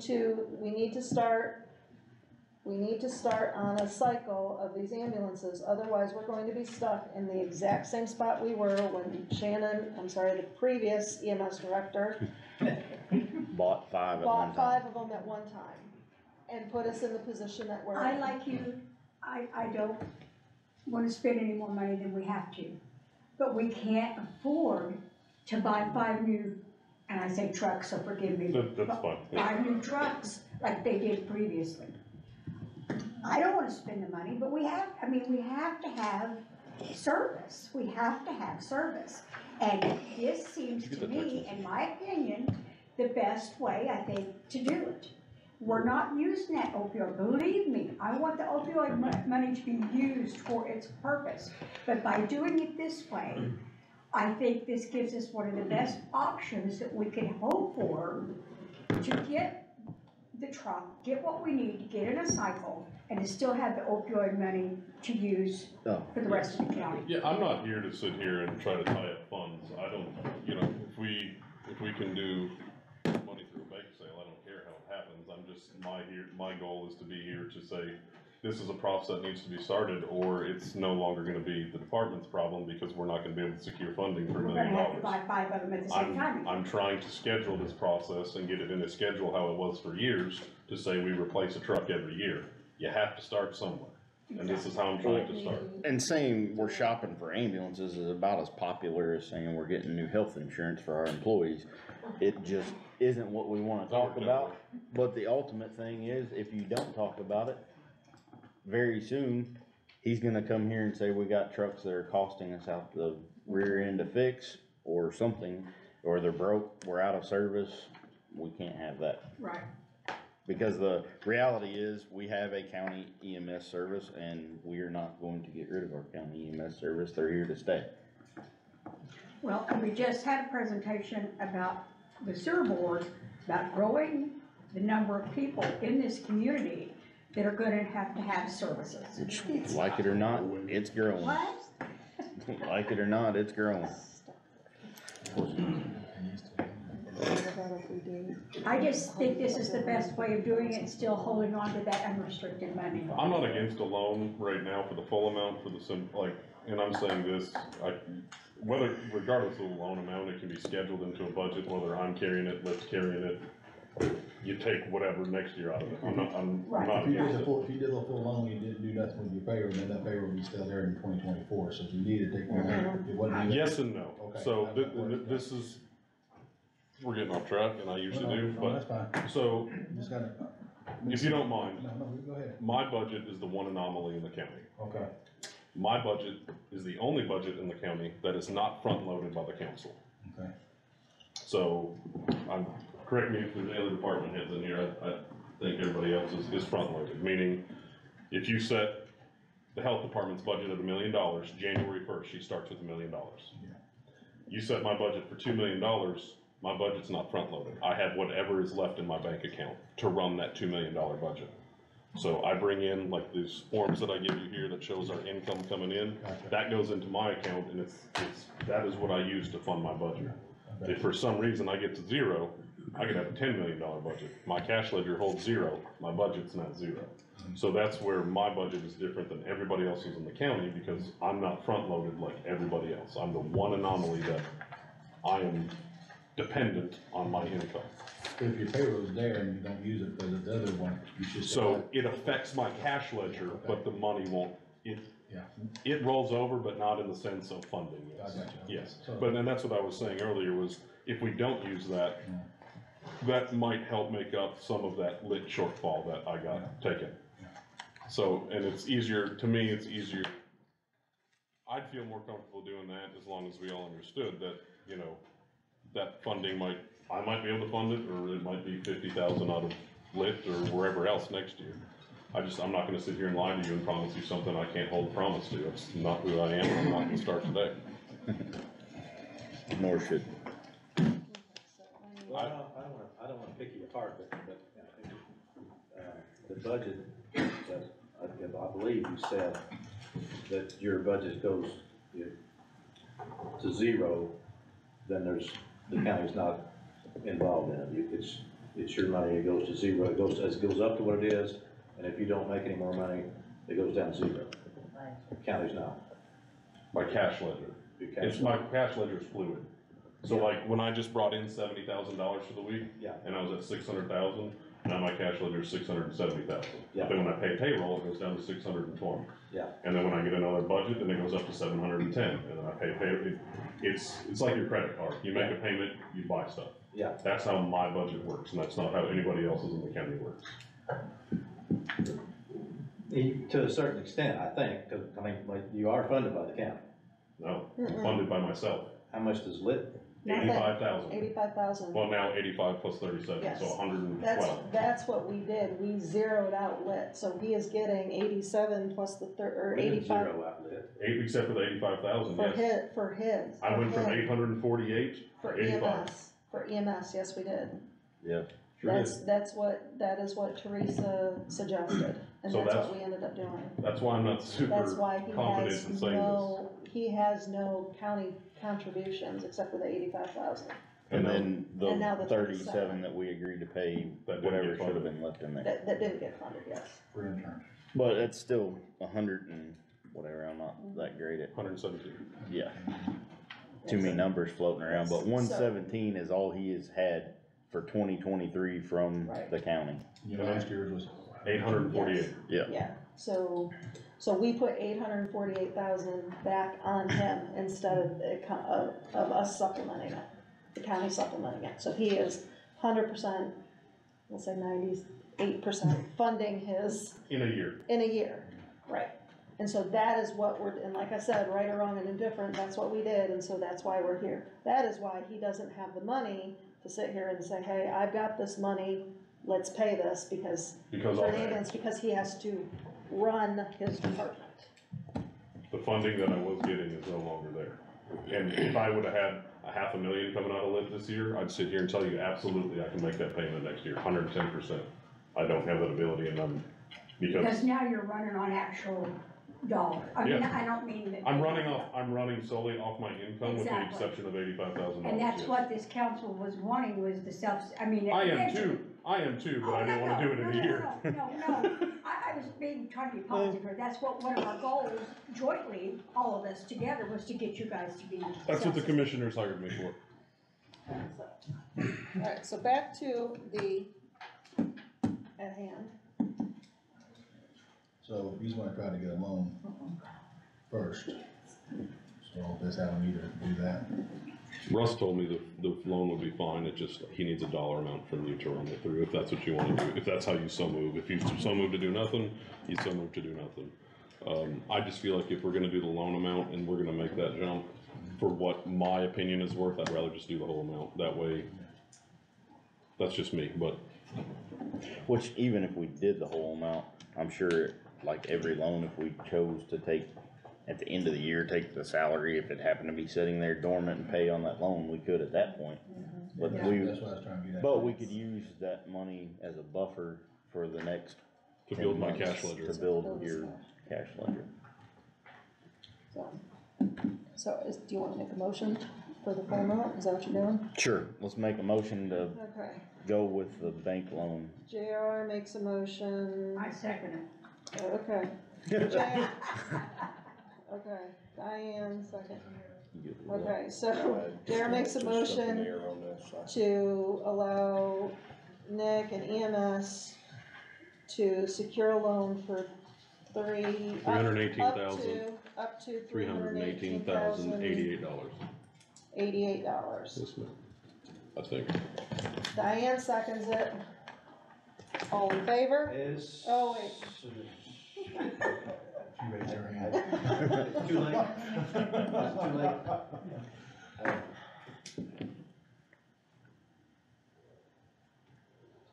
Okay. He's gonna take out a loan for the whole amount that is on this particular, sheet. Up to that, whatever is available. We don't know what truck is exactly If that truck's still available. available, yes. Yes. Okay. And then you're gonna pay out of your, just like. It'll be rolled into my budget next year. Yes. Yes. Cause the payment would start then, yes.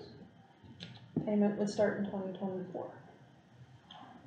And it will be rolled into his budget. Something catastrophic happens, then we need to revisit how to do And, something from there. and with the money that is laying dormant in The salary the line item. salaries, because he has to come to us for approval for those line items, at the end of the year, if there's money laying dormant, we can always vote to, if so be it. Okay, if we don't do that, how will you pay it? It'll be rolled in my budget next year, just like my medical supplies and my payroll and It'll everything be a else. line item in his budget that we would approve That that. he will pay a payment. I know, but what will we have to do? Approve my budget. Approve the budget. And that's what I'm saying. If you come in here and say, my budget's, $5 million, well. That'd be great. That's a problem. Then that's where we would look at it and pick apart, well, no, you're not Well, getting your. I'm trying to pick apart now, so I don't. Well, step into you can't really do that until, just like when we went into budget session and we went through every single line item for every single department, that is what we will do. You would have to know that loan liner would have to be funded, because Yes. the commitment stays. Right. And so. Just it has like to be we have to Some approve amount, this. what would the amount, I'm not It's sure. around 57. 57, give or take a year. For the year. What's that? 57,000 a year. That's for the total amount, or that was for the $150,000? That was for 350,000, so I don't wanna tell you something that I don't know a figure. Okay. It would be Somewhere less in than the that. I thought you asked for the 150. Yes, yes, Now yes. now we're getting somewhere I can understand. Yes, sir. So, Then that was on 350,000, cause he just picked a round figure, so it'll be less than that. So if we allow the loan, and the loan takes place, and we don't do the salaries, and his budget is gonna be 50-some thousand. Not from the county. His budget would have a line item that he would now pay out of whatever money he's making for that. In the event that he couldn't, then we would have. In the event that, yeah, in the event, yeah. Yes. We have to take up slack in the event that he couldn't make that. Correct. But he does say he can make that now. Right. And I He say thinks no. he can. He thinks he can, and we all Okay. think we can Well, push that Nick starts to do make it. sense. Okay, so I have a motion by JR, I have a second by Diane. All in favor? Now, wait a minute. Oh, So close. Wait a minute. No, seriously. Okay. I need for you to designate, The motion. again? Okay, enumerate, or whatever the term is. okay, The motion in Okay. specific terms. okay, I did that the first time, you said wait. a Well, I'm minute. sorry. Okay, but I'll do it again for you. I'm sorry. You ready? Yeah. You got our listening ears on? What's that? Exactly. Huh? Okay, Oh, I have a I feel motion like I'm at home. by JR to allow EMS to secure a loan up to $318,088. I have a second by Diane. Oh my God. Anyway, go I ahead. can't. All in, I did nice, I wrote it down. all in favor? I'm supposed to be the enemy. Are we doing all in, are we I ready? appreciate when you're not. yes, all in favor All of in this favor? Of the loan, Of Up the to- loan, Up to, Well, I'm trying to figure out what- $318,088. The only place that the loan is gonna have to be put is in his, in his budget. in Yes. his Is budget. him paying the loan. correct. But he will Paying pay, on the loan. Yes. Does that need to be in the form of a motion also, or is that just gonna be taken for granted that he's gonna do that? There's no other There's option. no other option. It has It's to in go his- on, it has to go The on loan- his budget. Yeah, the loan is going to be. well, it needs to secured. also say that he will pay it out of his money. Okay, we'll start over. There you go. Well, I mean, I don't wanna just, Okay. Right. I'm sorry. He's trying to make sure it doesn't get paid out of lit next year, I Okay. assume, or something like that, correct? Well, or wherever, even if it does come from there, It's still in my budget, it's still in your budget. correct. I wanna It's know. just not He coming just from, wants to make He sure wants it's in his budget. You just wanna that's make all. it paid out of that budget. Alright, we're gonna I'm start good with again. Basically, yes. I'm good with that. We're gonna start again. I have a motion by JR Ward to allow EMS to secure a loan of $318,088 to be listed in his You budget, just round it off to, go ahead, I'm sorry. to be listed and paid back in the EMS budget on a line item. I have it seconded by Diane. Does that suffice everybody? And I'm not trying to be a smart butt, but, No, that's okay. fine. Okay, Yes. all in favor? 1, 2, 3, 4, 5. All opposed? 2. Okay. Okay, I'm done hearing about ambulances. All right. No more. No, I've got to fix my Okay. heart palpitating. Nope. Okay. Is that all you have? You wanna go over your numbers, or if you want me to. do you want me to? No, We're good. We can read them. okay. All right, Anything else, Nick? from next, us? I would Do like, what about lit? I would like Close over to, lit? no, I would like to amend the, have a motion to amend the agenda to move the ambulance service audit up in front of the visitors commission funds. Do I have a motion to do that? I'll make the motion. JR, do I have a second? Amend. All right, all in favor? Wait. We're just moving, Moving we're just in the moving. agenda. We're just moving the I'm agenda. already here. Oh, okay. All right. Okay. Visitor, no, sorry, ambulance service audit. Okay. Johnny, I believe this is your, Yeah, I don't think there's any sense in addressing it right now. okay, Remove it. all right. Visitors commission, Moving right along. No Thanks, sir. questions? No questions. you're done. We're good. Go home and get some sleep. Love on the baby. Okay, we have a visitors commission and fund, for funds and records. So, I have a letter to be read from the Visitors Commission Executive Director Mike Chesser. As you are aware, the Scott County Visitors Commission staff has submitted copies of our ledger sheets and checkbook as requested to the Scott County Auditor Jennifer Hammelman today, Tuesday, February 14th, 2023. I wanted to express my disappointment that I'm unable to be in attendance tonight in person. I was unaware that our commission was on the agenda for tonight until I saw the agenda as I was walking into the courthouse late this afternoon. As a father without support this week, I have parental responsibilities tonight with my daughter that does not allow me to be in attendance. If any additional questions or needs arise, please feel free to contact me at the Scott County Visitors Commission office or via email. We, Scott County Visitors Commission staff, will be happy to provide any further information as requested to ensure a smooth transition. He did turn over his ledgers and his books, so now we can start the process of getting them into the county budget, into the county books. That is done. Moving on. All right, Ecotech and SASCO funding. Where are we at with that? Where we need to done with that? They need money? Okay. Makes my head hurt. I think you almost saw the front page of that. Yeah. Yeah, I've seen the front, that's invoices that needed paid, I believe, so that's what it is, isn't it? Invoices for last Yeah, year. cause there's no money. 47,000, we're short 37,000. And that's, I think that doesn't include, I don't think, anything of this year, that's all from 2022 right there. Okay, so,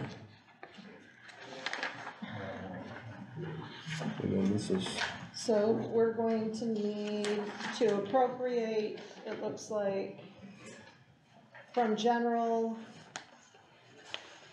$37,908.69. Am I reading that That's right. correctly? I think that's correct. Which pays it till December Yes. Yeah. 22, 2022. yeah, so there's more on the other side too. This is for starting the new year. This is. We need to make a motion to pay the bill. Yes. So are we gonna move enough to pay what else is outstanding, or have we got the other bills? Anyway, because. We still don't know. Because that's back from October and September of last year, I mean, that's sort of ridiculous on building. Yes. I mean, no For that offense. company, yeah. That's bills that we had that just never got paid, in my understanding. Yes. Well, because correct. they didn't turn them in to us, so they turn them in, I think, in 3-month increments-ish. You know, I don't know, because if you look down through that packet, we are being charged, late fees on that. So I'll have to go back to Mandy and find out when those are turned in, but that's one of the things I noticed that, because I thought they did say they were a little bit slow turning them in, but I don't know how much. If they're slow, we should be paying. We should be paying fees. Exactly. Late fees, That's their fault. Is this the transfer stations where they Yes, done? yes. That's where they haul out of. But the last commissioner meeting, I thought they had decided to do something different with all that. Well, they have not yet, and that's one thing that I was gonna bring to John. I need a solider table.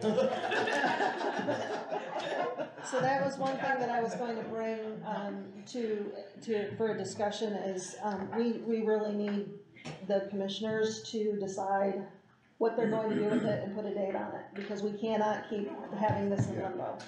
So. Especially if they're not doing their job. Right, Yeah, if so. it's not recycling or doing nothing like what the commissioner was saying. So one thing at a time. Well, and I think that's, I mean, in a way, John, I think that's two different things, because I mean, Ecotech, I don't know that they have anything to do with the recycling part, but that's the SASCO side of it, I think. But all of that needs to be resolved. All of it that does, needs to be yes. resolved, and I say as a council, we kind of say, hey, this needs to be resolved by a certain time, but we need to pay this, yes, so that's, I move that we pay the existing bill. Move 37,908.69. from general to. General to that. Is that your motion? Yeah, I guess. Alright. Sounds good to me. Alright. You got that, Eric? I'll second it. Wait, okay. Okay, so I have a motion to move $37,908.69 from general to the transfer, what line are we moving it to? What line? General fund, so is this the line? To 49, yeah, Is the it 4902. 4902? Is that what you need it moved to? To the I think those are 4902. different things, you know. So what's the, Disposal fees. No, that would be right, yeah, that would be 39, it. so from general fund to 3902. So what is it? 4902. 4902. 4902. Okay, 37,908.69. All in favor? Pay the dues. Okay, all opposed, no, so 7-0. Okay, Who do Now- we need to talk to about addressing the how do the we- landfill how we going first? about that? well, Here's the We actual. can't get on the commissioner's agenda for tomorrow, so. well, Here's yes. the original. You need to keep that. Yeah, keep this, yes, I'm glad you were keeping me straight. So the payment stuff. I don't know how we can do this, put a date on it, if you guys wanna put a date on it. But as a council, I don't think we can continue to fund it. I thought we did this in December, that as of January 1, we were funding it. No. Until it got fixed. No, we were funding it until it got fixed. Randy had bids out, and they were supposed to be returning bids, and they were supposed to be at our last council meeting, if I remember right, or the last commissioners meeting, to offer us bids to take it over. Yes, And they were going to give us rates. They weren't gonna be open as many days, but they were gonna try to be weekends, you know, and I don't know what happened to it. I never saw any more about it. Randy was here, and I was gonna ask him. I would make a motion as of March 1st, if they haven't done something, we quit paying bills on it. Well, I was gonna, and that's fine, I was gonna suggest March 31st, cause that's the end of the first quarter, so that's a Yeah, solid. that's what I meant. Yeah, that's what he said. So. Well, I mean. I move that we do that. Well, that puts a date. So you, Yeah. you wanna make a motion to March 31st, 2023? Yeah, he No does. further bills. Yeah, Johnny does, and I second. And then you second that. To put a March 31st deadline, well, this is going Now, is to, that for Ecotech and Sasco, all of it together? yes, Yes. we need it. It's got to be resolved. We talked about this last fall, last year. It's So got to be Ecotech and resolved. Sasco needs to be resolved by March 31st, 2021, 2023. Yeah, 2023. Back, you're up And 2 we should years. have been done then by now. No. Okay, so I have a motion by Collins. No, motion by No, White. motion by They are, I White, second seconded by Collins. Yeah. I got a comment. Yes, sir. I'm for that idea, but I don't know if we can do that. I don't know if it's legal. Well, at least we can push something anyway. Well, I know, I mean, We can try to do push it, a date. and if it's not legal, they can come back and tell us, hey, you couldn't do that, you have to go a different route, but we need this resolved. I know. At least some options of something I to know. look at. I'm 100% Okay. with it. So, All in favor? We're all wrong. we'll all go down the shit. Alright, Sink it right under to the bottom. alright, Jennifer, the salary ordinance, actually, let's Here we go ahead and amend it to get these guys Oh, yes. out. And They're I not here. apologize, guys, I'm telling you what, I'm struggling. That's okay. I make a motion to, If you don't care to shoot me an email after the meeting, that'll help me tremendously. I'll make a motion to amend the agenda to move, who wants to go first? Please. Please to the front of the list, Thrive, and then we'll do Cease, and then, And the Scott County Partnership isn't here tonight. so we only need 2, They're Thrive. not doing action grant, so they don't. Okay, so we'll do move Thrive and then Cease on the agenda So I next. have JR, and you seconded it? Diane, did you second it? No, but I will. Okay. Just moving the agenda. Alright, all in favor to move the agenda? You all in favor? And with Are y'all in favor? To move the agenda? Yep, yep. There's, can Okay. we back up a second? Randy's in here on the Sasco, maybe we can ask. Oh, Yeah, I'm sorry. Can you give us any information on the Ecotech and Sasco funding? Ecotech, I'm still in communications with them. And also another service has reached out, interested in it. So Randy, what we did is we put a March 31st timeline, so that'll be the end of the first quarter to have it resolved. Well, good, because you guys are gonna have to help with that. Okay, so. And we need, the council and the commissioners need to have a workshop meeting over top this Okay. situation. And that's fine, but. And come up with it. But March 31st. Well, just tell them tomorrow night we need to get something scheduled, cause March 31st, we're not gonna pay anymore after that. We'll send Ecotech a letter saying we can't pay any more bills. I understand, but just so you know where I'm standing. Yeah. I will not vote to close it.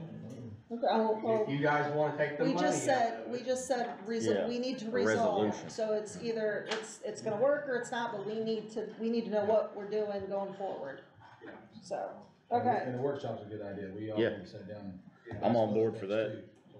And I just got, Jenny the other day gave me the information I needed to see what we was being charged per pound, which up to now I didn't have. If you want, just send out an email with some dates and maybe we can all pick something and get something scheduled for that. I'll be back March 1st. Okay, alright, moving on, Thrive. Okay, Oh, Lindy, hang on just one second. I just Sit want, down. no, Just no, kidding. let it Come on up, come on up. Jinx. No, come up here. Come on up here, No, sit down. I've got it down as Thrive, Scott County Next. Partnership and Cease, was it in that order? Scott County Partnership is doesn't- not No more. It's represented. not a match. Okay, It's gonna be Thrive and then Cease. Thrive and Cease, that's the only two? Yes. Alright, okay, sorry guys. Thank you guys again for amending your own agenda to have a conversation. And I believe you have our resolution. We made sure we gave you all the copies when we. They are, Yes. they're in here, do you need those tonight? They may need the number. I believe it's for, I think it Like, might we be. get copies of it? Yeah, Yeah. can, do you need them right now? Cause I think it was that 50,000? 50,000, and I sent you the scope of work and all that information as well. You want them now? Yeah. Okay. Please speed up.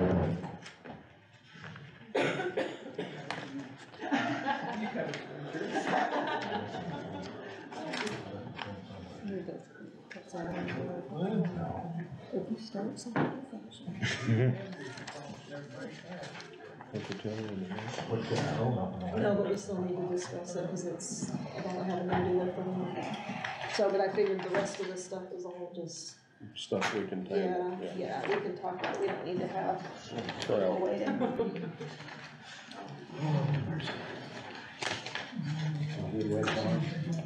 Right. On the hard way, I had it. Going 4 to 5 if they're contingent, so I'm all right. I don't want Do you want to start? Yes. What do you guys do about, what was the visitor directions for that? They turned them over. Yeah, they turned it over late today and we pretty much just accepted that and said we'd start looking into it. But we don't, she didn't get them till 4 o'clock. Yeah. I got the ledger like before lunch, and he said, I didn't need this other, or he said, I didn't know you need the other, and I thought that was pretty clear on that. And then about 4:30, they showed us the rest of it, and that's The so. next step would be you get a hold of state board of council and find out what we do with the funds. Yep, she's on that. Yeah, that'd be what she does next. Right, right. Yep. Yes. Do what they need to. Each get one, or? No, I didn't make copy, here, you need copies. So if you wanna start while she's making copies, I think that'd be alright. Yes, so, as you all are familiar, with the, They'll need the Cease ones. there was a core strategy that was given out for what the state was asking for everybody to kind of stay within the core strategies on the opioid abatement money. And then behind that was a Schedule B. So it did ask for the priority to be given to the core strategy. And so, sorry. And so Thrive, has many of y'all heard of our organization or what we do? Or is that a question? I'm sorry. Yes. No. Okay. Yes, I have. Are y'all based in Scott County? We are. We are formulated, founded, and started in Scott County. You have an office in Scott County? Yeah, we do. We have two, actually. Okay, that's fine. We got one right beside the Austin City Police Department in the old medical building there. And then we also have kind of a walk-in rec center at the basement of the First Presbyterian Church at 396 West McLean. Around the corner there. Yep. I think it was like the old health department. No, so with the VA, Yeah. yeah, so that we grew quickly. And so we were there for like 2 or 3 months. Okay. And then that's when we got with Scott Memorial on that facility out there by the Austin Police Department. So what do you have at the Austin Police Department? Not at the Austin Police Department, the building beside the Austin Police Department at 825 North Highway 31. No medical center, I don't think I need to. What? That's where we feel stuff. Yeah.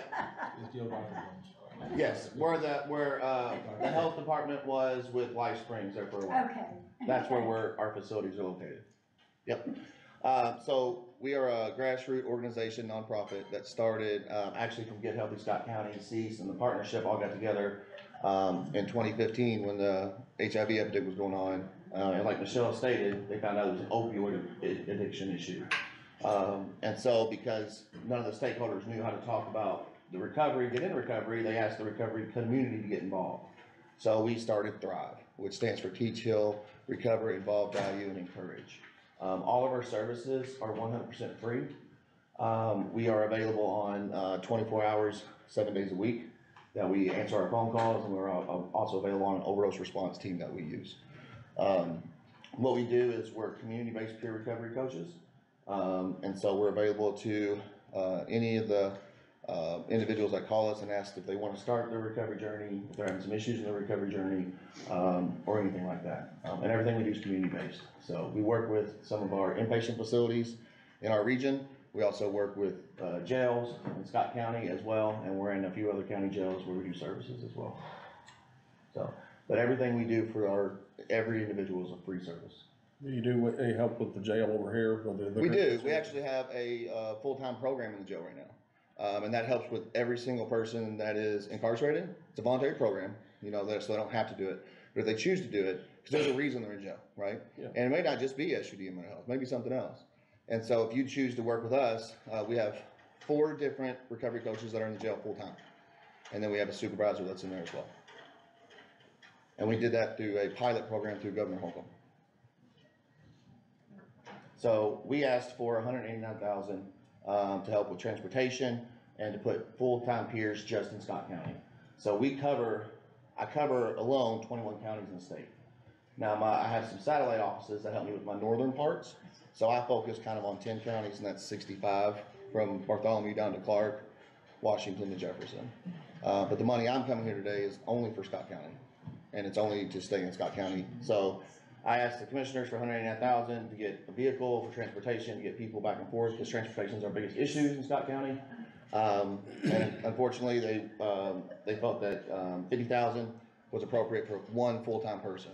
So the $50,000 would actually be able to afford one full-time person to work directly in Scott County, only with people who live here.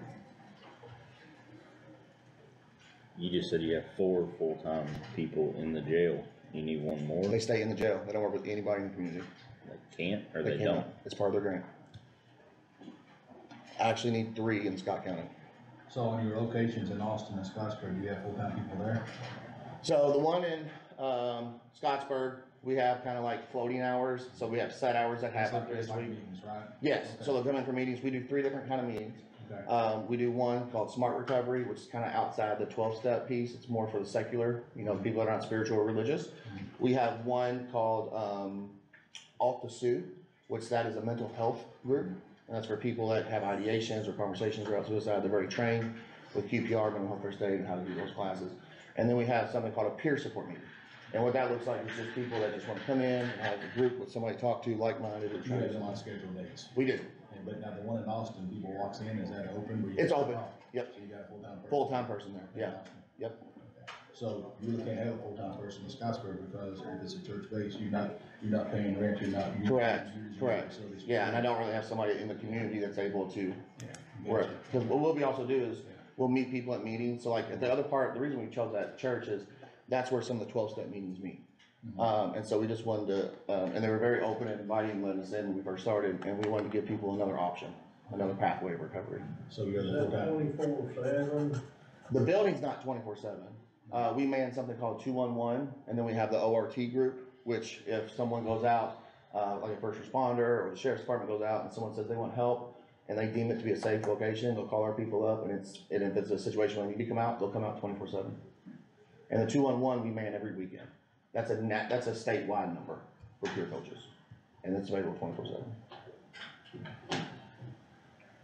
And our local responders and stuff have your information, and do they do well in calling you when somebody asks? Yeah, so thank you, that's a great question. So we met with all the local law enforcement, from Chief Hurt, of course, we're right there beside Chief Hurt, Chief Zellers, and then also the sheriff. Primarily, the sheriff's department uses it the most. Sean's used it a few times as well. Me and Nick keep scheduling difficulties to sit down, but ever since Nick came in, I'm gonna sit down with him and at least give brochures out. So that way if someone, because how many times do they go out and they do a Narcan, and then people sign AMA? Right. And so even if those people do say they want some help, at least we'll have a brochure to be able to hand out if they don't call us on the scene. I think she's writing. I think she's copying them by hand. I think it was 4. I think it was. So what services do you offer that LifeSpring, Cease, no one else does? Yeah, 100% free, community-based peer recovery coaches. They're not 100% free, LifeSprings and stuff? Nope. Now, they do have sponsorships where they do things, but they actually refer their people to us. We work very closely with LifeSprings. We work very closely with all the local inpatient, outpatient. Another thing we're doing is, with talking with Michelle, is figuring out ways to actually have this coach available at least 1 day or 2 days a week at the health department or at the, what's the other building? The One Stop Shop in Austin as well. So we're gonna rent them space in the We can just stay in the lobby, building, or- so that way if they want somebody to come by, we have somebody available that can come by and meet with people. Say they have somebody stops into the health department that wants to get tested, and they say they want help, then we'll come down there, or if we have like kind of times we're there. Some other things we've done with community corrections and probation is we kind of set up like 1 day a week where people know we're gonna be there, and if they wanna come in and talk to us, we're there. So how many full-time employees you have now? Totally 15. 15. Yeah. And you got 4 in the jail. 4 directly in the And jail. that's a different grant that pays. Completely different grant, yeah, I can't have them outside So of in the Scott County, you've got. I have none directly just for Scott County. So how, your office in Scott, Austin's not open 6 days or 7 days a week? It's open 5. 5 days a week?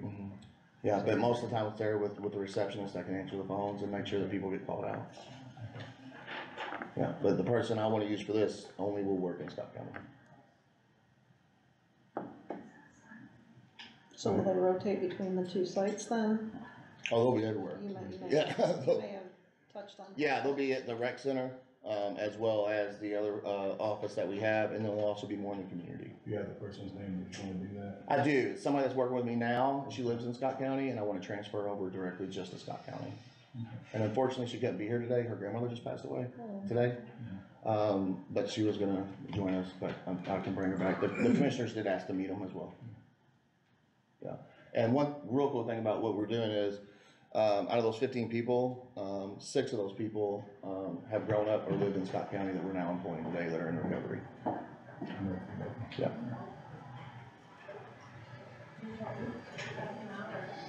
And everything that I did list on our scope of work that I emailed you is on the core strategies.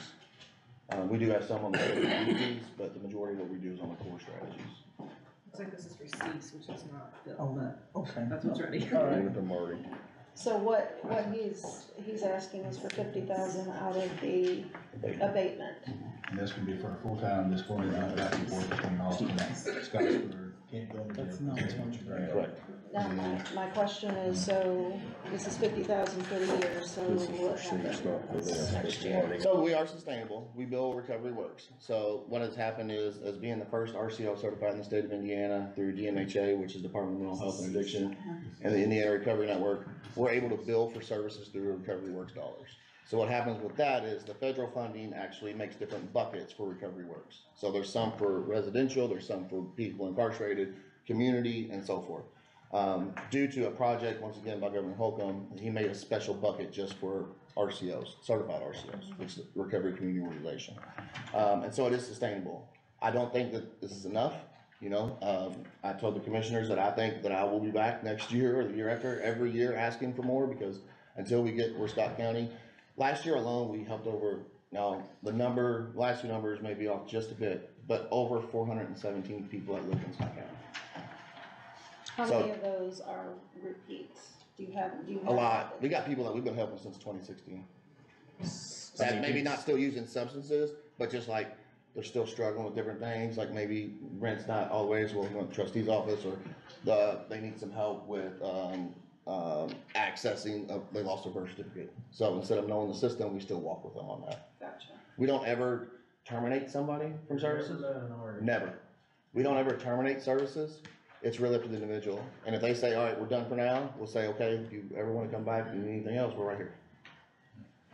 So on average, how many souls do you look at in 30 days? Just in Scott County? Right, that's all I'm concerned with. Just in Scott County in 30 days, I would say there's over 45. We also have walk-ins where people come in and they don't want help, they just want food. Sure. They just want to close, like, you know, the wind that happened to us last Monday, I don't know if y'all gotten that or not, but we had people come in that just wanted jackets, socks. We don't have a big closet for that, but we have just enough to start building that relationship. So will there be a day that Thrive is sustainable and not coming to the county asking for any money? Yes, and I think, to be completely honest with you, sustainable with the grants that I have, are doable right now, but not to give somebody directly just Scott County. And especially with what they did with this initiative with the opioid and the abatement share, this is exactly what we do. And so what better thing to do than go to the county and ask for the help, that we've been asking for quite a bit. Well, this is not county money either, this is Correct. just being administered by the county. Correct. There's a lot of difference.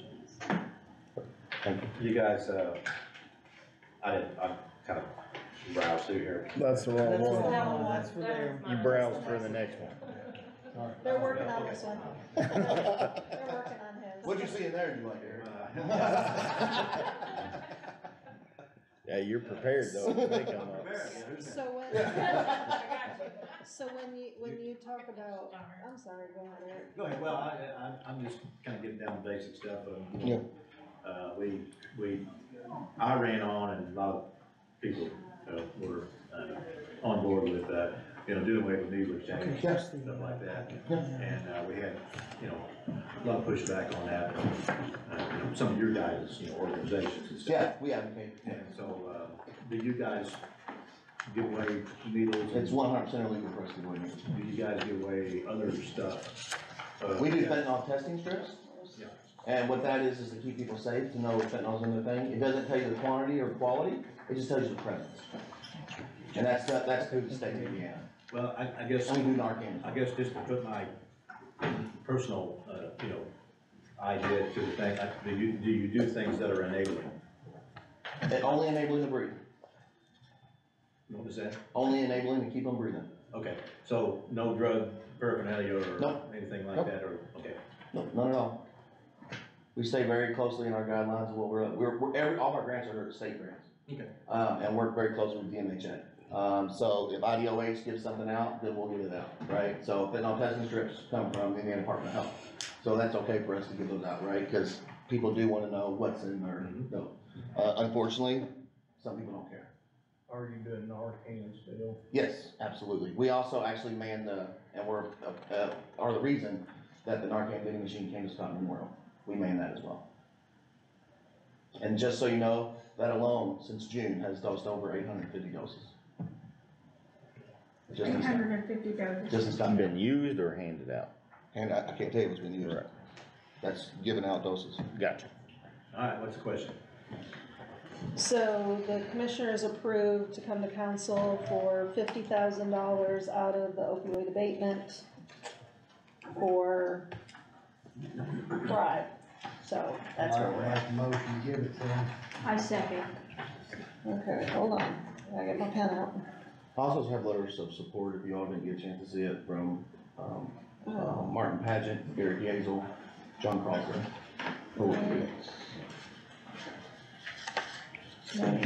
Sure. I recognize you all, that matter. Well, if it's a good thing. Yeah. Okay, I have a motion by Johnny White to, give 50,000 of the opioid abatement money to Thrive. I have a second by Diane.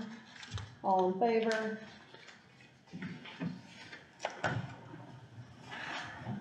Okay. All against? Alright. There you go. Thank you so much, I appreciate it. Alright, cease. Did you say finally? I did. As they waited for me enough to write. Okay. I'm out. Okay. Can we waited this long, can I go to the bathroom? Well. Can we take a Go right ahead. I don't know how y'all could sit here this long. What amount did, Randy end up settling on the other night? I had to walk out with my. 81.8? 81.8, which was our original ask. Okay. 'Cause it was up and down, add 10, Yeah. subtract 12. Well, and Yeah, exactly. so you just got, Sorry to throw you under the bus, Randy. this plan that she just made a copy of that I Yes. brought tonight is the adjustment based on the outcome. for Okay, that meeting, alright. so. Okay. So since you're sitting here, tell us a little bit about you, what y'all do. Okay, so CEAS is the There's local, a bunch of new people here, so. okay, I got an so, idea of this when I hear from you. okay. So Indiana Criminal Justice Institute oversees what we call the little DFC funds, okay? Each county in the state has a local coordinating council, so that's what CEAS is. So when court fees are assessed, like those drug fees that happen, those are kept in a special pot of money Jennifer gets to hold on to, and then CEAS has a comprehensive community plan that we do every year that's approved by Indiana Criminal Justice Institute, then we have to take it to the county commissioners. So once those are approved, then we can grant out the funds from our, what we call the little DFC, because we have a big DFC grant too, so it's really confusing. But those the little DFC funds are granted out from the county auditor's office. So CEAS has been around since 1989, so we've been the local coordinating council for a hot minute. So the way that our comprehensive community plan works is we go through a whole lot of data and determine different issues within the community. And so we boil those down to 3 what we call problem statements, and then steps on how we're gonna resolve those problems. So there's 3 different pillars that we grant out. The first is prevention and education. So prevention and education. So the prevention programs that happen in the schools, we fund those.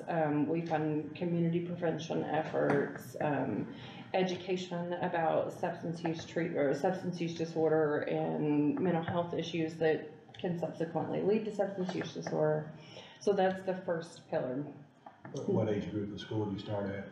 We are in grades 4, 5, and then all the way up through 12. That's sad, but that's all right.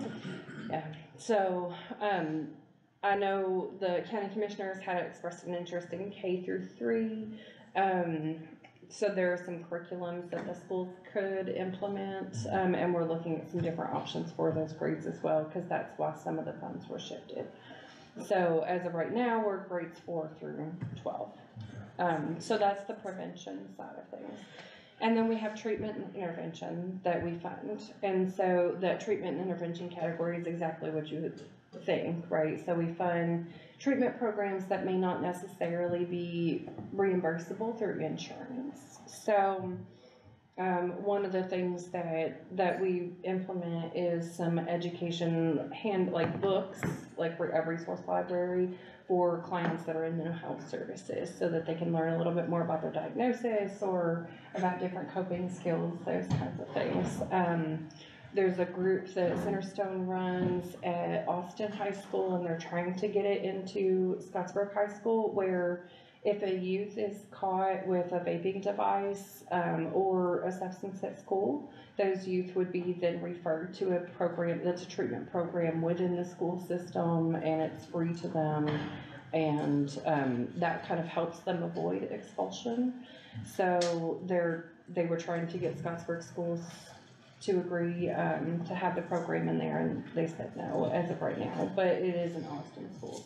So that's kind of an example of some of the treatment intervention. Those are things that are not reimbursable by insurance, but they're things that help people with mental health conditions or substance use disorders to be able to enter into recovery. So that's the second pillar. Our third pillar is justice and law enforcement. And so we fund different justice and law enforcement programs. So we pay Scottsburg and Austin both some overtime hours for targeted patrols or things that we've historically funded. Some different law enforcement trainings. I'm working with Community Corrections right now to help fund some of their, they have MRT groups for people on community corrections. And so that would be a connection to treatment within the justice system. So that's the third pillar that we have. So the way that ICJI works is we have to put at least 25% of our overall funds into all three of those pillars. And then we have a fund for admin. And so 25% goes into that admin. Historically, most of that admin funding has also been added to the grant. So we've funded more than 25% into those categories, but that's the way that the state legislature has it written. So. How many people you have working for you? So CEAS represents 39 organizations. So we have over 80 individuals that are part of the coalition, but it's 39 different organizations in the coalition.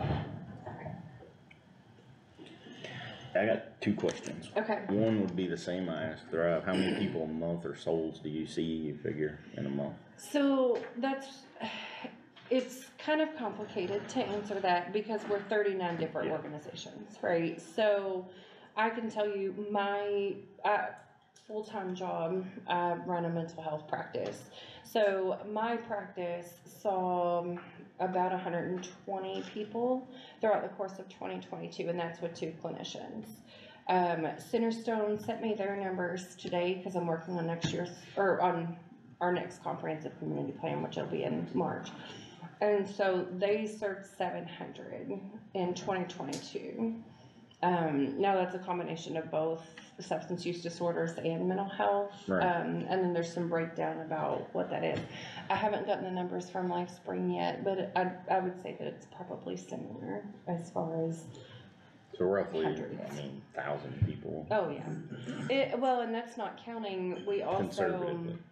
Right, so that's just treatment-wise, and some of the treatment programs that are part of the coalition. So prevention-wise, we touch every child within, like, the middle schools and the high schools with the prevention education. Is that only in Scott County, or is that only in Austin, or are you still doing in Scottsburg too? No, we have Scottsburg, yeah. Okay. But they didn't want the other program, right? Right, they didn't want the other program.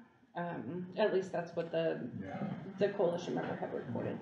And so we serve all of the youth in the county, and that's not counting, like we host the Back to School Bash and coordinate with different organizations. Last year, we handed out school supplies, food boxes, physicals and vaccinations to 350 people, give or take. My other question would be, I forgot to say, but I wholeheartedly support your organization. I like that you're based here in Scott County and you touch Scott County residents.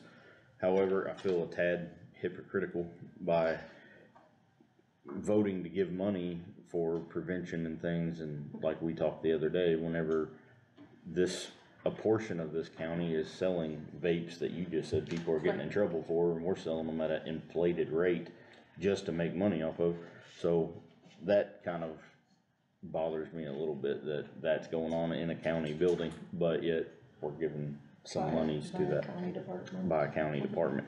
So I would like to see some way that that's combated, but by all means, I would stand behind CEAS organization and try to help you any way we could. Okay. Yeah, and I've actually written some tobacco stuff into this.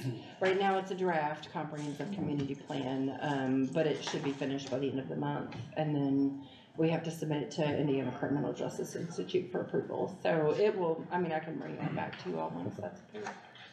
Okay. So y'all want me to walk through this whole thing? Okay.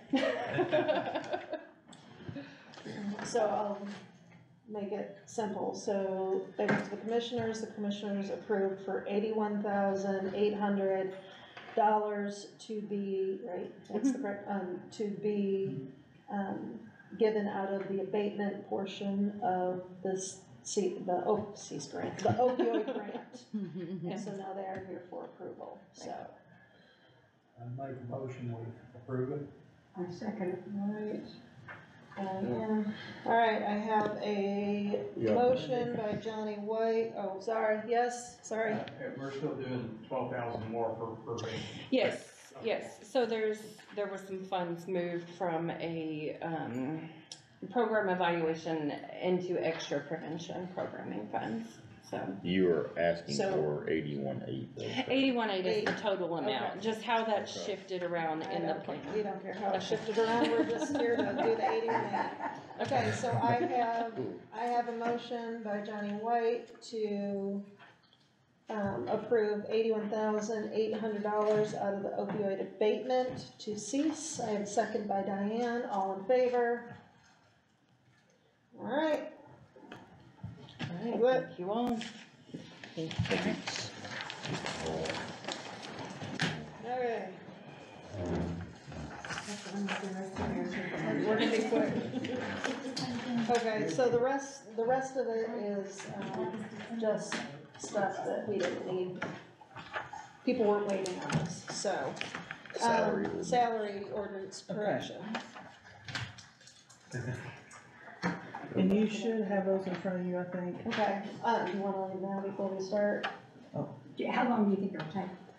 I am hoping Quick. like, I'll try to stay. okay, alright. This, I gotta go back to work. okay, what we found, okay, and I think Michelle's already gone, but this was changed, the lead HIV coordinator on the front page, that in, 2022 went to 1933, or it went to 1933 from 1733. She said that was done last June, and the pay was corrected. It was not corrected on the ordinance. We're not sure what happened there. That was a $4,695.60 hit. On the second page, Denise Vaughn, where they moved her, when they moved her from part-time to full-time and added that, there was an $1,866.84 change. The rounding errors overall were $208. The strange part is, what they had done, they've taken the base rate, they take it times 0.03, and then they might come up with like, let's say on chief deputy for the auditor's office, it had been 28.27. The 3% went to 29.12, but I think it'd been like 29 something.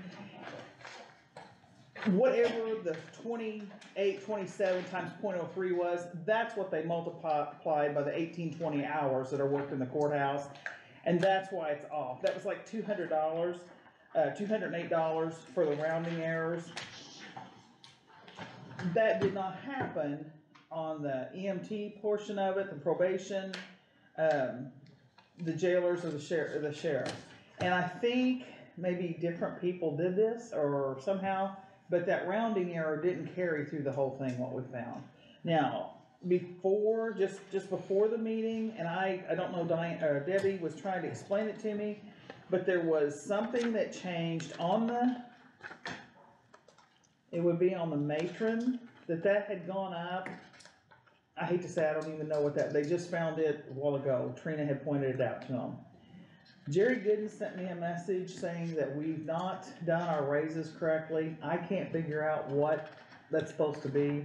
I'm gonna take our ordinances, I'm gonna sit and talk to Trina, which she did not do the budget, so I'm asking her, but maybe she could help me like with the years and things like that. And I may go to Washington County and talk to their auditor and see if they can help me, because that has got me stumped. So I don't know, there's just some other little things here that just. They still do the pay matrix over there, right? Mm-hmm. So their rate should be pretty simple. Well, based It on was their 1.5 base rate. on the matrix, and then they got 1.5 on top of the matrix. So they got 3 total On their base rate. on their base rate. So Yeah. it was 21.50 when I left, times 3%. Right. So, alright, well, keep us posted on that. Okay, Alright, next up is the consideration of the Baker Tilly engagement letter. and there should be a packet in there that, it'll say scope appendix up the top.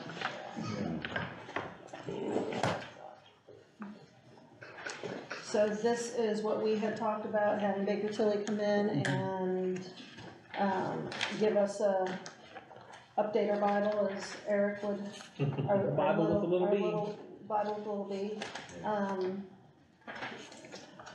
So in here it says the comprehensive financial plan, which is what you're talking about. Yes. Is not to exceed 30,000, and then annual services or periodic services would be time and expense, which is laid out depending on what you would need, consultants, analysts, support type rates.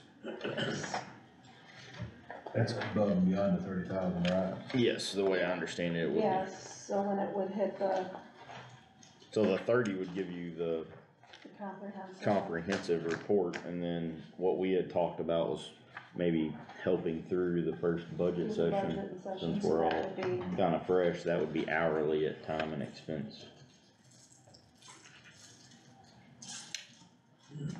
Which for consultants, I would assume is what we would need, would be 160 to 235 an hour. Yeah. I move to approve it. Okay. I second it. Whatever that is that they wanna do, that's just, an excellent thing to do. Okay, Eric moved, Colin second, Colin second, all in favor? 7-0. Okay. Alright, I'll contact them tomorrow. alright, the consideration Thank you. of the human resource commission. We can table that. I think we can table that because we don't have anything from, we don't have a job description or anything yet to go Yeah, we would on. have to, So I'm going to entertain a motion to table. I'll make that motion, table a human resources I second position.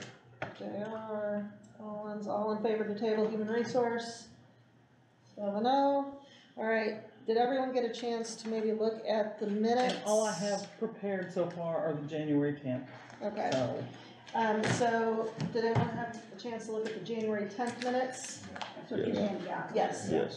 Okay, do I have a motion to approve the January 10th minutes? Second. Diane, Eric, all in favor? Alright, Can I have Yes. one more thing? yes, Another one that I failed to get on there was this Mitchell, Allen and Rex, the special invoice. We have fought with this, they're calling me constantly. That's for This is, the courthouse. this is for the courthouse, this was, we went back through, and I think, I don't know if there's copies made in your files for this, but we did have it on, we scanned it and sent it to the email, if anybody looked at that. There are, in the minutes where the commissioners approved to pay this. But in there, Out doesn't of it? their I remember budget? seeing that. It didn't say where it came from, just said the commissioners can approve to pay, Architect for the so. $20 million due to, Oh. the judge wants to do it for that.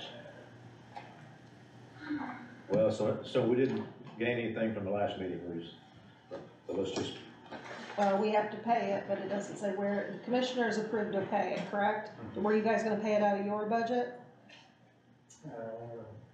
We'll let you guys decide that. Sounds good to me. Here, it says, motion Tobias mentioned to hire Mitchell, Allen, Ritz Architects to provide 3 different options for the north entry of the courthouse with a cost not to exceed $2,000. Now, that Second might- provided by Elizabeth. Was that an older one, or was that the most what was recent? Cause they attached. started, we had, June 3rd of 2020. okay, and there's the latest one was May 25th of 2022.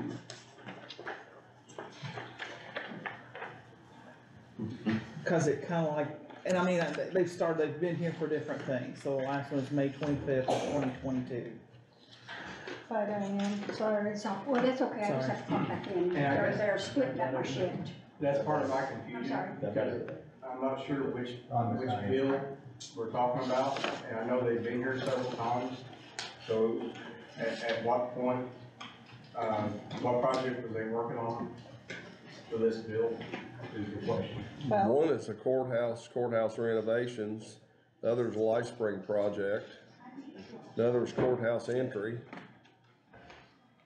I think that's separate, the Life Springs project separate. This would be courthouse entry here, but that's the part that gets me. It costs not to exceed 2,000 and now we got a bill for 16,000. But on that, if you said that one goes back to 2020 or 2020. 2020. August 5th of 2020. You know. That may not be on this bill, I'm just showing what we found when they were in here, and the most recent was from 2022, but we went back through the commissioner's book, the most recent one, and that's when we found that architect group had been here. They were invited and returned solutions that were presented prior to the COVID emergency. Judge Mount stated his preference of court staying in the courthouse rather than create a separate judicial center. Commissioners want to explore more options, cost comparisons for a courthouse addition, renovation space behind the health department. See, this goes back, some of this goes all the way back to before I was ever even commissioner. So, why I don't wanna tell you is because, did the judge reach out to them on his own and decide to have them, you know, do all this architect planning? Or did the commissioners pass that and allow the judge to have sole conversations with them? Because at the point in what you're reading, or the description of what you're reading, we had never talked to them about building an addition onto the front. I mean, yes, it's needed, whatever, but we did not talk to them about building one. It said Tobias did. It said Tobias did. Tobias or the judge. But this says. And I guess where I'm getting So at where's is, this if design? the judge reached out and it was his idea, then it should probably come out of his budget. Well, this says from October 1st to November 17th of 2022 when the services were performed. Yeah. And in here, the last thing in your minutes is May of 22. So, and my question is, it says here that there's a description of professional services, a conceptual design package, presentation to Scott County Commissioners. Well, if you don't have any of that. I covered an article on it over the summer. I was an intern. So did they present it to the commissioners? Yes, they did. Yes. When did they begin the project? And who was gonna pay for it? That's where I'm getting at. Well, it says October 1st. And my only issue is in the minutes, it says not to exceed $2,000, and then you got 16,000, So what are they saying 12,000, to you when they? 4,000 outstanding. They're just wanting to know when they're gonna get paid. Well, I will say that they've done the work. let's table this and so that we can look at the different budgets and try to figure out where to pay it from. Okay. Do I have a motion to table Mitchell, Allen, and Ritz? So made. Second. Okay, so the motion, John Collins. Second, Gerald. All in favor? 6-0, cause Table it Diane until- left. We can see a description of it. Okay. Just so we'll be done. So do I have a motion to adjourn? So moved. Second. All in favor? Aye. Who made the motion? Eric, Eric, JR, 6-0. Randy, Randall, What? Winnie. The payment for the hot water heater. The what? It's not, it's